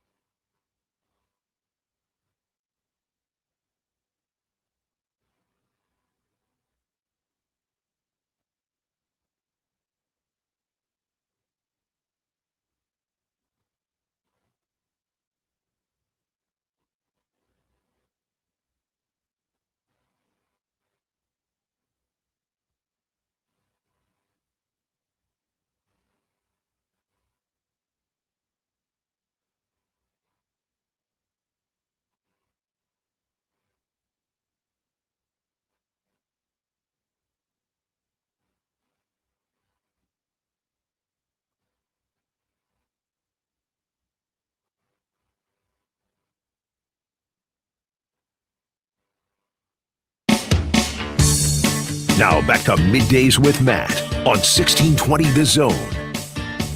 1620 The Zone is giving away a pair of tickets to the upcoming Omaha men's hockey game. The Mavs return home to face Colorado College Saturday, January 24th at Baxter Arena. Puck drop at 7 p.m. We're going to be giving out those tickets here on Middays with Matt tomorrow. So don't forget to tune in tomorrow. We're going to give away a couple of pairs throughout the show. So if you want to go to the men's hockey game on Saturday against Colorado College, 7 o'clock, go ahead and see the Mavs play hockey. Tune in all day tomorrow, 10 a.m. to 2 p.m., where we will be giving away tickets to that game. Let's see here. Anything dumb going on in sports? I feel like we've had just a lot of dumb things happening. Just a lot of random off-the-wall, what the hell is going on type stuff. You picking up when I'm dropping down, Josh Odson, man? I hear you, man. I hear you, man. We got former NBA players going to play college, man. Yeah, that's pretty crazy, man. I like that you do the face, too. Well, that's a part of when Frank Caliendo talks about, hey, you gotta imitate the mouth, man. You gotta do the face too, man. Let me tell you what, man. Knock on wood if you're with me, Josh. Tyler writes in, whoa, okay. This is a long text. A long text, okay. Tyler says, do you think that the fan base has turned on Rule or is in the process of turning on him? The podcast, Backwards Hat, Matt Gimmick, and everything that happened with Eck, not to mention a meh transfer portal class and a schedule that looks like it's going to be put in Nebraska. It's going to put Nebraska in the dirt next year. It seems like this offseason, we're basically gearing up for the funeral of Nebraska football next year, where once again, we tear it all down to the studs and try to restart.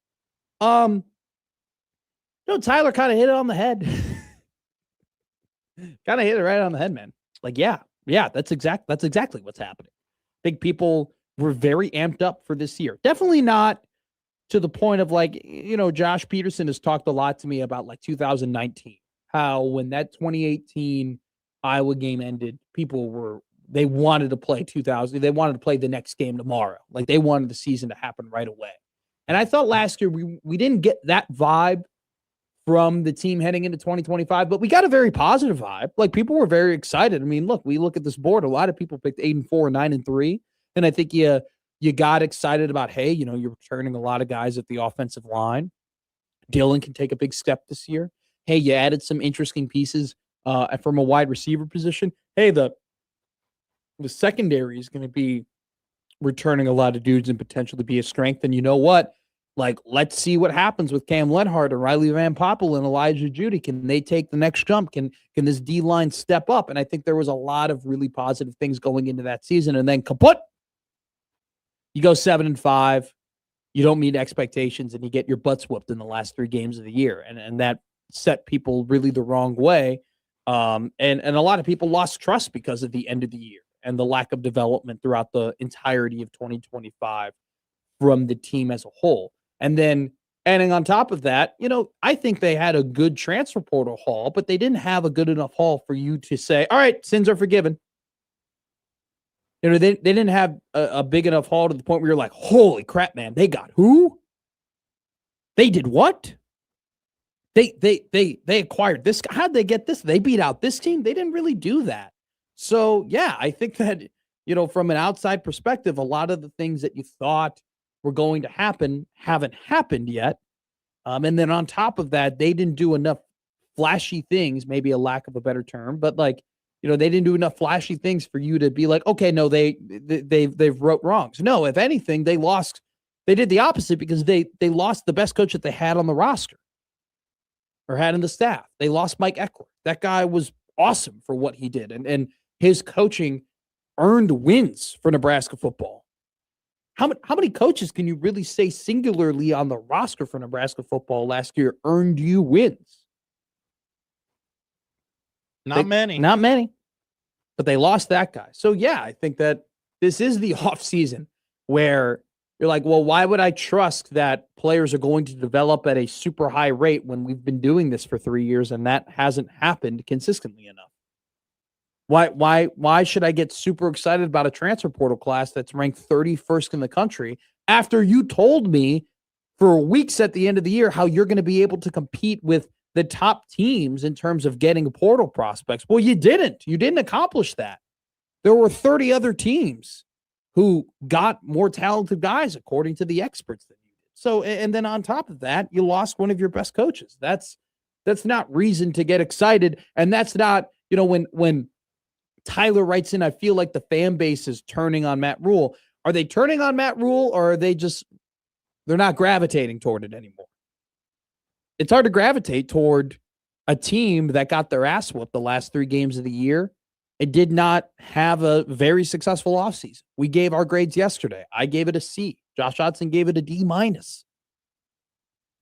How do you really wrap your arms around that and say, yeah, I'm trusting this thing?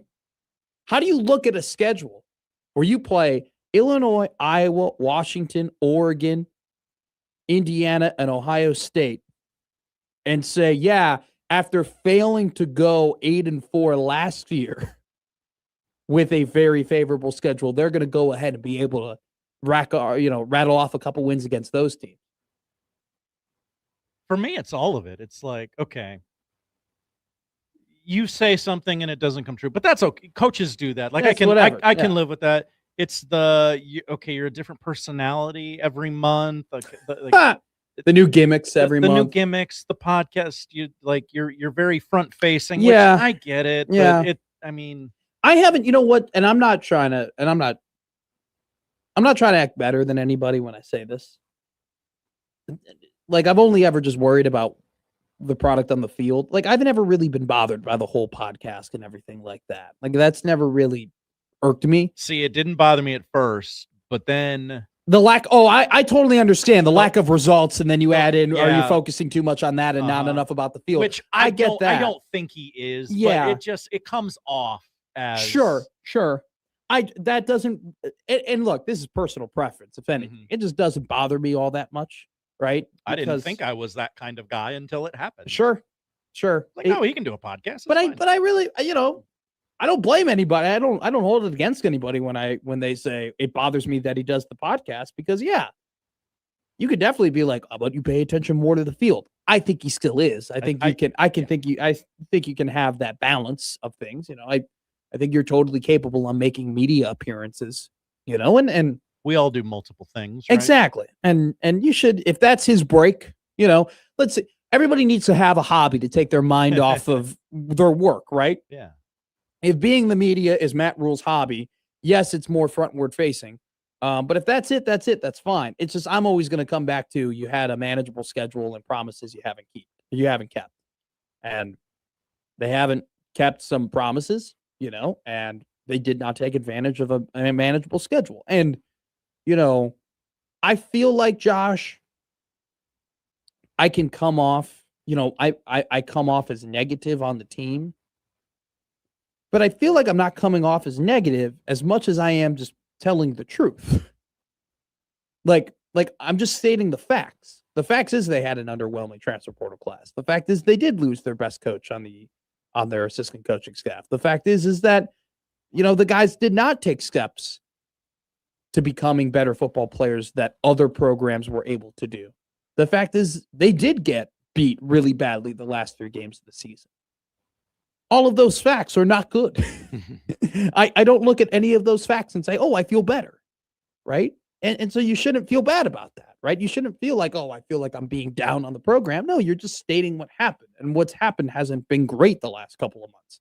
Now, we also have to take the good with the bad, which is, was it a Matt transfer portal class? Yes, but I do want to remind people that Rutgers and Kentucky and LSU and plenty of teams, Clemson, all these guys had great transfer portal classes last year, and they ended up having terrible season. North Carolina had a higher rated transfer portal class than Indiana.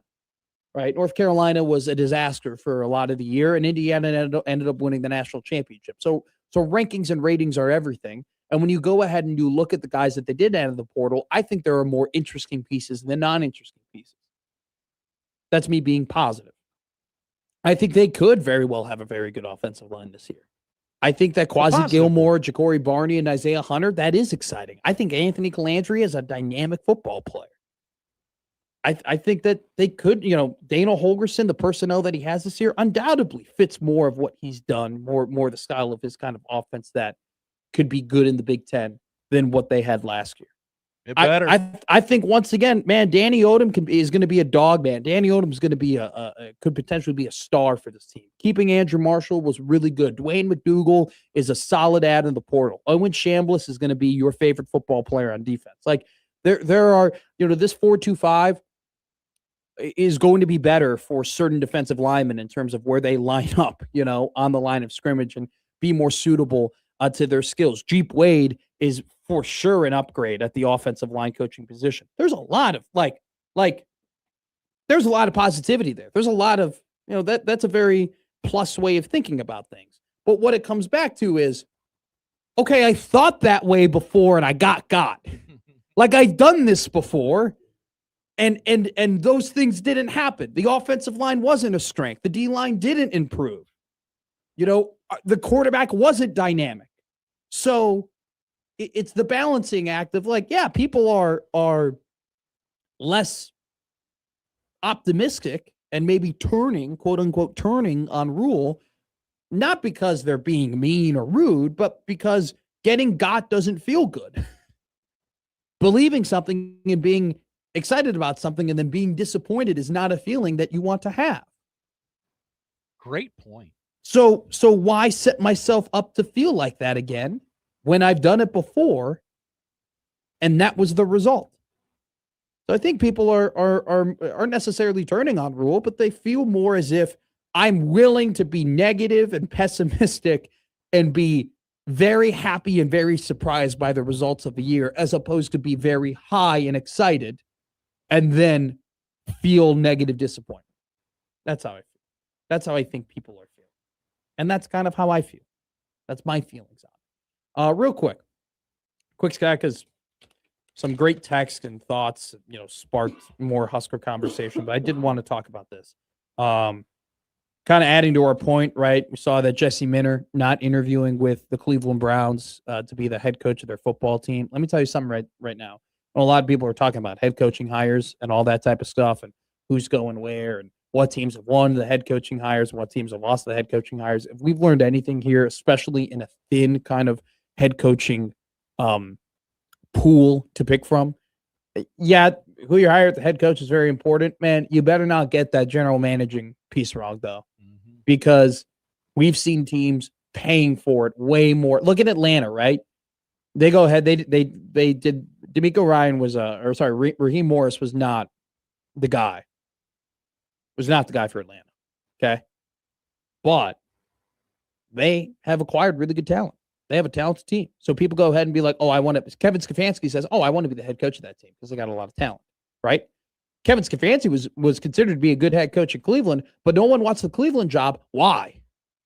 Because they got a really crappy situation. Why are guys like Mike McDaniel saying, no, I don't want to interview for the Raiders head coaching job? Because it's an ownership group that doesn't really know what they're doing and a general managing core that failed last year. They don't want to be a part of that, right? So that's the takeaway I'm having from this head coaching cycle. Like, man, you can miss out on a head coach and, it didn't go the way that you wanted to. But if you still have a very talented roster and a very good GM, there are going to be head coaches who want to have that job. If it's the other way around, where you knocked it out of the park with a good head coach, but you didn't have that talent, not only are you going to have to fire that head coach and lose him, but at the same time, no one's going to want to coach your bad team. And we're kind of seeing that happen with Cleveland at this point. And it's if I was a Browns fan, I know it's already tough sledding, but it's even worse to watch. On top of that, Mike McCarthy interviewing with the Pittsburgh Steelers. Real quick here, guys. Just I understand that the coaching pool is thin. The Steelers were sick and tired of winning a lot of games in the regular season and not winning them in the postseason. Mike Tomlin was 193 and 114 in the regular season, 8-12 in the playoffs with one Super Bowl. Mike McCarthy is 174 and 112 with an 11-11 record in the playoffs and one Super Bowl. Can you spot the difference? I can't really. So it'd be very uncharacteristic, in my opinion, for the Pittsburgh Steelers, who pride themselves on finding the next big young head coach that can set a culture and lead them to success for multiple seasons and have a very solid foundation, to hire Mike McCarthy as what I would describe a transitional coach. You're not hiring Mike McCarthy for the long run. You're hiring Mike McCarthy to come in and win right away and then find another potential suitor in the next 5 to 10 years. It's very, very uncharacteristic and very interesting. And I think if you're a Steelers fan, you'd be like, okay, yeah, maybe you need a new face in there. And granted, they didn't, Mike Tomlin stepped down, right? But really? It's the best we can do. It's not the Steelers I know. It at the same time it makes a lot of sense, I guess, but also it's so confounding. It's so that confounding. you would do that. It's so confounding that you would kind of like. Yeah, Mike McCarthy, Steelers. Yeah, that feels like a fit. But like, I think this is a great opportunity for the Pittsburgh Steelers to reset and be like, all right, we're gonna re-rack the deck, and we trust our general manager and our ownership group enough to be like, all right, we're gonna be not great for the next couple of years, but we're gonna take advantage of high draft picks, which we have not had in God knows how long. We're gonna get talent. We're gonna clear up the cap space. We're gonna find our quarterback. We're gonna build this from the ground up because we've had to do it before. We know that we can do it because we're a good franchise. That's what it felt like they could have done here and hired a young guy that could grow into the position like they've done in the past. McGuire boy genius, sure, that is going to take us to the next 2 decades. Not even that, just find a Mike Tomlin, find a Bill Cowher, find a guy similar to what they've had in the past. Continue to do because look, the Pittsburgh Steelers haven't won a Super Bowl in a very long time. At the same time, though, they're still a very successful franchise. It's still a very competitive franchise that knows what they're doing more than most NFL teams. It's very interesting. You're Mike McCarthy is a very similar, from a record perspective and from what they've done recently perspective, very similar to what they've done in the past, and in the past hasn't led to Super Bowl. So you would think, hey, I want to do differently. Them interviewing Mike McCarthy isn't that big of a difference, in my opinion. All right, coming up next, Andy Kendi of KETV talking all things local television here on 1620 The Zone.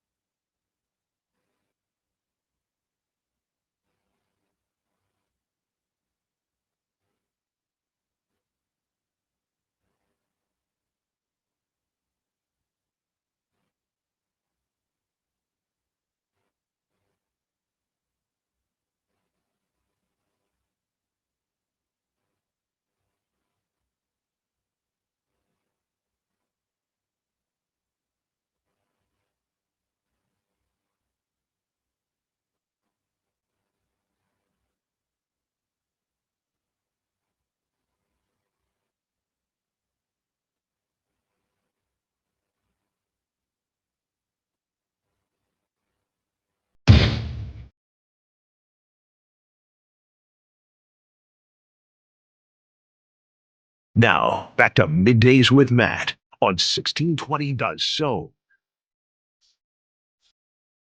I'm a bad host. Whoa! You're supposed to disagree with that. No. Oh, sorry. Come on, Josh. I forgot to remind this guy that he was going to be on the air today. So really? that's because it's his first appearance on the Middays with Yeah, Matt you got to show. check that first time. I around. do. I know. I forgot. He's the only guy. You're the last guest. Well, actually, Steve Sipple will be the last guest that we end up fully securing. But it's Andy Kendi, the sports director from KETV Channel 7. AK, how are you, my man? Welcome to Middays with Matt. Busy. bet. It's a busy day. How's it going? How's it going with you? I'm going great. New role, new time slot's been awesome. I'm getting more sleep. I'm enjoying working with Josh Hodson. Things are looking up. I feel like I'm finally becoming. It's been over a year now since I've been in Omaha, so I feel like I'm finally like a citizen of Omaha in a way. You know, finding my spots. I got spots now, so it's I'm good. How are you, dude? I feel like your sport world has changed a little bit over the last 48 hours. Wouldn't you agree? Just a little goofy. It's a goofy time. It's a goofy time. And congratulations on completing your pledgeship. Thank you. You're done with a year. You're now inactive. So, yeah, it's been a weird couple days. Today, I've got to admit, I've been a little unplugged. I'm headed out of town. Good for you. You're not going to believe where I'm going. Green Bay. Well, actually, you will believe it. No. Better, slightly. Las Vegas. Even though I was there like 3 weeks ago. Dude, you keep going to Vegas. Why? Yeah. Here's the deal. Let me explain. Let me explain. Here's the deal. I've got good reasoning. Okay. My wife buys it. You will buy it. All right. I had a previously planned trip. We go, me and a buddy of mine, one of my oldest college friends, a proud Creighton Prep grad. Mm-hmm. We go probably once a year. And for whatever reasons, we've been 4 times in the last calendar year. But I will say this last trip when the Huskers were out there over, for the bowl game, really, I mean, it was Vegas, but it really wasn't Vegas. You know what I mean? That's what they say. Yes. Yeah. So this feels like real Vegas, and we're gonna make it work. Honey, we're powering up. Yeah, I can hear it, honey. It wasn't golf. It was a work event. All right. It wasn't. It wasn't. It doesn't count. It doesn't matter. Yeah, I played 72 holes. I was there. I was entertaining clients. This golf trip, this time, this is for me. Yes, this is my unwind time. Exactly. Right? Yes. My unwind. Because you were winding up, if anything, for a great pregame show in Vegas, which I don't think we've ever connected on that. Good time? Did you just in general, good time? Yeah, I mean, it was a lot of work, but it was good. I mean, something about being out of the office and working remotely, especially in a spot that but don't really know. I actually saw more of the outside of the strip than I had ever seen before. Going to Bishop Gorman, to the practice facility. There's more to Vegas than just the strip. It was actually pretty enlightening. And the game sucked, but the first quarter was good. That was fun. And and I had never been inside Allegiant before, so that was a new experience. A very nice facility, and that's where the national championship is. So now, next year we'll know where to go next year when the Huskers are in the national championship. So that's good news. And the badminton national championships? Or what the broom ball national championship? If Indiana can do it, hey, yeah, maybe in a couple of years. So here's the deal: like a beautiful facility. Vegas was a great time. Being with coworkers who are a blast with Shammert and Lauren and Ben Smith, our trusty photographer. It was a good time, and the expenses went through flying colors, so it's all good. It's all good. All righty, let's talk about the big news that's happened over the last 2 days. Mr. Trey Taylor going from I think it was Mundelein, Illinois, is where he was hailing from. Played at Carmel Catholic, a very well-known, I wouldn't say not recently, winning and prestigious program, but definitely back in the day it was. And a lot of great players came out of there. Decides, even after kind of saying that he wasn't going to go anywhere or play anywhere other than Carmel, decides, you know what? I'm going to take my talents to Omaha, Nebraska. I'm going to play at what is turning into the Class A powered Millard South. Your initial reaction to the news, Andy Kendi, and can we count on a camera being at all 4 quarters of every Millard South game from here on out? Well, at least the first 2 quarters until the clock starts running. That's a good point. Yeah, I guess right in this day and age, it doesn't surprise me. Nothing really surprises you anymore with the way things are done. And to be clear, nobody's breaking any rules. I know that's this is a hot button topic, but it just speaks to a bigger issue that's not, limited to Nebraska. I mean, this is going on all across the country, whether it be recruiting or guys transferring schools. It's, the days that you went to your neighborhood school, depending on where you lived, those days are over. And it's unfortunate. I don't like it. I'm an old guy. I like the way things were. This makes me a little uneasy, especially now that the other guy's coming. The Tay's coming too. Yeah. So, and Lauren caught up with Trey yesterday. Did a Zoom with him, and he says it was more about college than it was the high school. That actually Coach Rule kind of directed him towards the Millard South, hey, if you're going to go to school, if you're going to go to school in Omaha, this is a school that just, that throws a lot, good passing offense. God knows that there's a couple recruits in that class over at Millard North that really wanted him. Sure. But, Trey at least, tried to say it was more about college and getting acclimated to the system and the process over in Lincoln than it was Millard South. But I know locally here, I know it hits a lot of people differently, and it's an issue, right? Yeah. I don't know how you fix it. I don't know how you solve it, but if it's one thing if a kid moves and lives in your district, I get that. But he's made it clear he's going to live in Lincoln and he's going to commute to Omaha and go to Millard South, and that really hit a lot of people the wrong way. And it was amazing yesterday to learn how many people didn't realize that I was like, guys, you could live on Mars, right? You could live on Mars and commute to Millard South if you wanted to, right? Sure. Because they're not breaking any rules. They are playing strictly by the rules. So in one sense, you can roll your eyes at all this, but in the other sense, they're not doing anything quote unquote wrong against the rules. Is it in the spirit of the game? I don't know. That's up to debate, but they're not doing anything wrong. I think it's, from a local television perspective, oh my goodness, there must be TV for another fall. Yeah. You got to go pretty much every week to get, and how from our perspective, of course, and I'm speaking selfishly because it's all about us. We're going to have so many high school highlights of these kids, which we just never, high school highlights in the past have been, whether it's Huddle and you're seeing the all 22 version. Yeah. Now you're going to get some really quality stuff from these kids. So, I guess I have, that's a long-winded way of saying I have mixed feelings about all this. Yeah. I think look, I've had these how do I put this, Andy? I've talked a lot about Trey Taylor over the last 24 hours, but none of the conversations have ever really been about the districting, right? And the having whatever choice of school you want to go to and everything like that, because it's about a point that you bring up.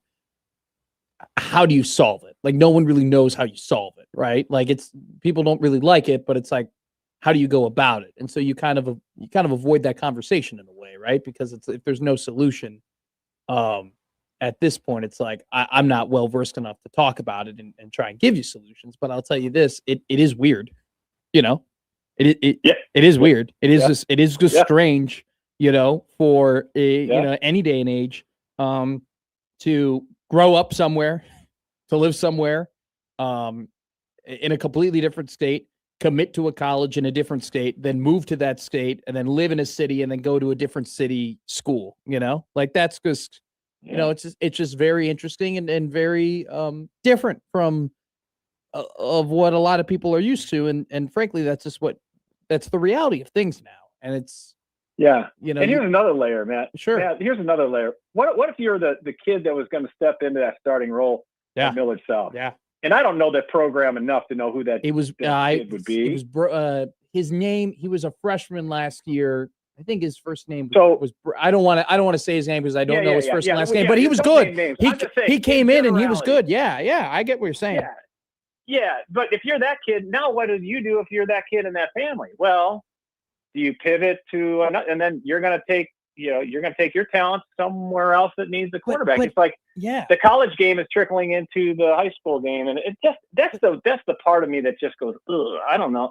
Do we really do we need? I don't know. Here's another. That's my critique. Well, I'll add another layer to that, Andy, because we've forgotten about all this in all this talk, right? You talk about that backup quarterback, right, who no longer is going to be starting at Millard South. He's got to go to an entirely different school now, which means it's entirely different people, and he's made friends. He's still a kid. He's still a 15-year-old kid. He's still made friends, his freshman year. He's got a group of friends that I'm sure he likes. There's people that there's relationships with teachers and classes that he's enjoyed. And now because of just sports, because of athletics, he's got to go to an entirely different school with brand new teachers he's got to learn with brand new friends he has to make. It's one of those things where, sometimes we lose the human element in college. And now, unfortunately, we're losing it a little bit in football, but that's just how the game is played now. You can't, you're paid to win. Yeah. And if you're Trey, you're getting enough money already, because I believe he's getting paid by Nebraska, right? As part of his NIL deal. You got the money to do these types of things, and your commute is going to be interesting every morning. You still got to go to school, even at the high school level, right? Seriously, yeah. We joke about the Miami quarterback not going to class and graduating or whatever. So, but at the high school level, you still got to go to school, and it's not like he's like I picked Millard North because of the IB program. It's like all we talked about yesterday was that the Millard South offense fits his passing game and blah blah blah blah, and that's great. He's going to develop as a quarterback for another year, and I'm actually looking forward to seeing what he does on the football field. But he did it for himself, and that's what he said. He said to Lauren, he said, "Listen, I'm using this as kind of a pseudo redshirt year to try to dive into the playbook in Lincoln, trying to make as many unofficial visits or whatever you want to call them over to the facilities as possible, so I can be better prepared for when I step on campus as a student, as a true freshman." So that's what he really made it more about the college than the high school. But I know around here it really is a lightning rod for discussion for what's wrong with the bigger picture, and using this as an example on how do we fix it. And that right now, that's above my pay grade, because I don't know how, short of going back to your, if here are the district limits, and if you don't live in the district or you don't live within the boundaries, you go to your neighborhood school, period. But, there will be lawsuits if that happens and what have you. And that's why we're at where we're at. And it's one of those things too, Andy, to bring it full circle, right? Like on the surface level of in terms of the surface level rules of, you can go to school in Omaha if you live in Lincoln, right? Those aren't being broken, and so if people want to play the game that way, they're allowed to play the game that way. And so at this point, we can have our suggestions and whatnot, but that's just kind of how things are. And you don't have to agree with it. Yeah, that's how it is. You can't argue with. He's not breaking any rules. Millard South is playing by the book, and in this instance, and if they have guys who opt into their school just like kids do every year for academics or social reasons or whatever, if there's room in the school, they can opt in. And that's just the way the rules are. And if you don't like it, then hey, let's take a step back and change the rules. But and again, this doesn't just lend itself to football. It's happened in basketball, happens in wrestling, it happens in softball. You go down the line, it is every sport, every powerhouse you could probably point to and say, wait a minute, that kid didn't grow up in that area. And that's just the way it's been for years. And then you go back, even when you did have school boundaries, then you go back and you say, and believe you me, like, my brother lives in the suburban Chicago area, and he complains because his daughter's is a basketball coach, and they have to go up against the Loyola academies who recruit, and that's so this is just a cycle of arguments that have been going on for years. It's just taking a different perspective in the year 2020. And too, from what you just told me, growing up where I grew up, the fake addresses were a thing, where of course You know, Absolutely. I live with my uncle. You know, no, you don't. You live with Yeah. your parents, but your uncle's in the district of Naperville Central. You know, and you don't want. Yeah. You'd rather go to Yeah. Central than go to North, right? And that's Absolutely. you know, and so 100%. everything always brings problems. But Andy Kendi, you never bring a problem. You bring all the solutions. So we're excited to have All you right, on give me Middays one. with Give me Matt. one winner. Give me one winner for the weekend. I'll put some money. Oh, What do you think? Give me one winner. give me Denver Broncos plus 4.5. Oh, okay. Because I've actually been. I actually started the week thinking Pats, and now as the week goes on, I am leaning Broncos as well. Good, we're on the same page. I think they got a great defense. I think they can give it close, and I don't think it's smoke with Stidham. I think they actually trust him. If they trust him, I trust him. So give me plus 4.5. You only got to keep it within the field goal. Absolutely. Andy Kendi, KTV. We'll talk to you every other week, my friend. Thank you so much. You're the best. Thanks, brother. Yeah. All right. Talk to you soon. All right. Coming up next, Josh Odson tells you what's to watch for, and I try and finally hit an underdog here on Middays with Matt. Middays with Matt on 1620 The Zone.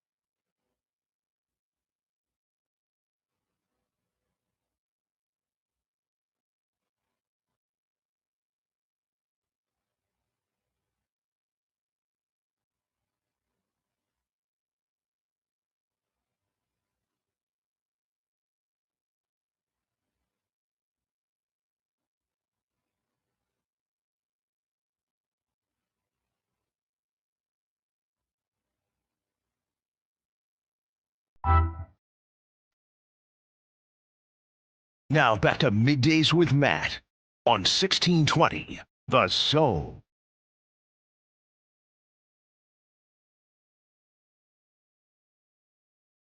We already have people in the chat that are saying fade the dog today. Streets is talking, Matt. It's one of those things where that I'm meant to lose. Also, we're in a really bad point of the year because it's like I'm a football better now. We gotta do basketball bets. So, but I got a good one today. Okay. I got a good one. Real quick before we get to what to watch for and dog of the day, join me and Josh Odson middays with Matt and Unsportsmanlike Conduct on the road for the annual Pink Out broadcast live from the American Cancer Society Hope Lodge on Friday, January 30th from 10 a.m. to 6 p.m. We'll be joined by coaches Greg McDermott and Jim Flannery ahead of next Saturday's Pink Out games at the CHI Health Center. Stop by and donate for the paper supply drive to help raise awareness and support for the Hope Lodge Omaha located at 8030 Farnham Drive. Join the fight against cancer. Josh Odson, what are we watching tonight, dude? Well, it's a real, how to put this, crap slate of men's college basketball Nice. games. But I'll give you one, Wisconsin at Penn State. Okay. 6 o'clock on FS1. The women have the floor this evening. Number 10, Iowa at number 15, Maryland. 5 o'clock on Peacock. Number 11, Kentucky at number 17, Tennessee. 5:30 on SEC Network. And number 2, South Carolina at number 16, Oklahoma. 6:30 on ESPN. NBA doubleheader on Prime. Warriors Mavs at 6:30, followed by the battle for Los Angeles. Lakers at the Clippers, if you want to get technical. 9 o'clock on Amazon Prime. NHL on ESPN. Red Wings Wild at 8:30. Professional volleyball, you can see it live at CHI tonight, or you can watch it on YouTube at 7 o'clock. Columbus Fury at the Omaha Supernovas. I believe it's 80s night. Ooh, at the okay. Chi Hell tonight. yeah. Couple of non-sports things to watch. Paramount Plus debuts the new series Canada Shore, the Canadian edition of MTV's Jersey Shore no, franchise. Thank you. No, thank you. No, yeah. I don't care what's going on in Saskatchewan. And on HBO Max tonight, part 1 of a 2-part documentary. Mel Brooks, the 99-year-old man from Judd Apatow, comes a 2-part docuseries exploring the life, career, friendships, and loves of the legendary writer, director, producer, and performer. Thank you, Josh Odson. Dog of the day tonight. This is the one. Streak starts tonight. Bulls plus 280 on the road against the Minnesota Timberwolves. Take the Chicago Bulls. Or I'm not telling you. I'm not a betting expert. Okay. I don't give out betting advice. It's just out of all the crappy dogs tonight, I'll just take the high odds of plus 280 of the Bulls, who the randomness of that team is I'm willing to put enough money to get a value bet at plus 280. That's how I see it. The Vegas Joe on the ESPN there. Yeah. Just picked Anthony Edwards over 30.5 points. Okay, probably a great bet. Maybe I gotta get more creative with some of these dog of the days. That'll start. As we've been getting our bearings here on Middays with Matt, that is something that has to get to the top of the list. Being better at dog of the day. Alrighty. Coming up next is a crossover with unsportsmanlike conduct here on 1620 The Zone.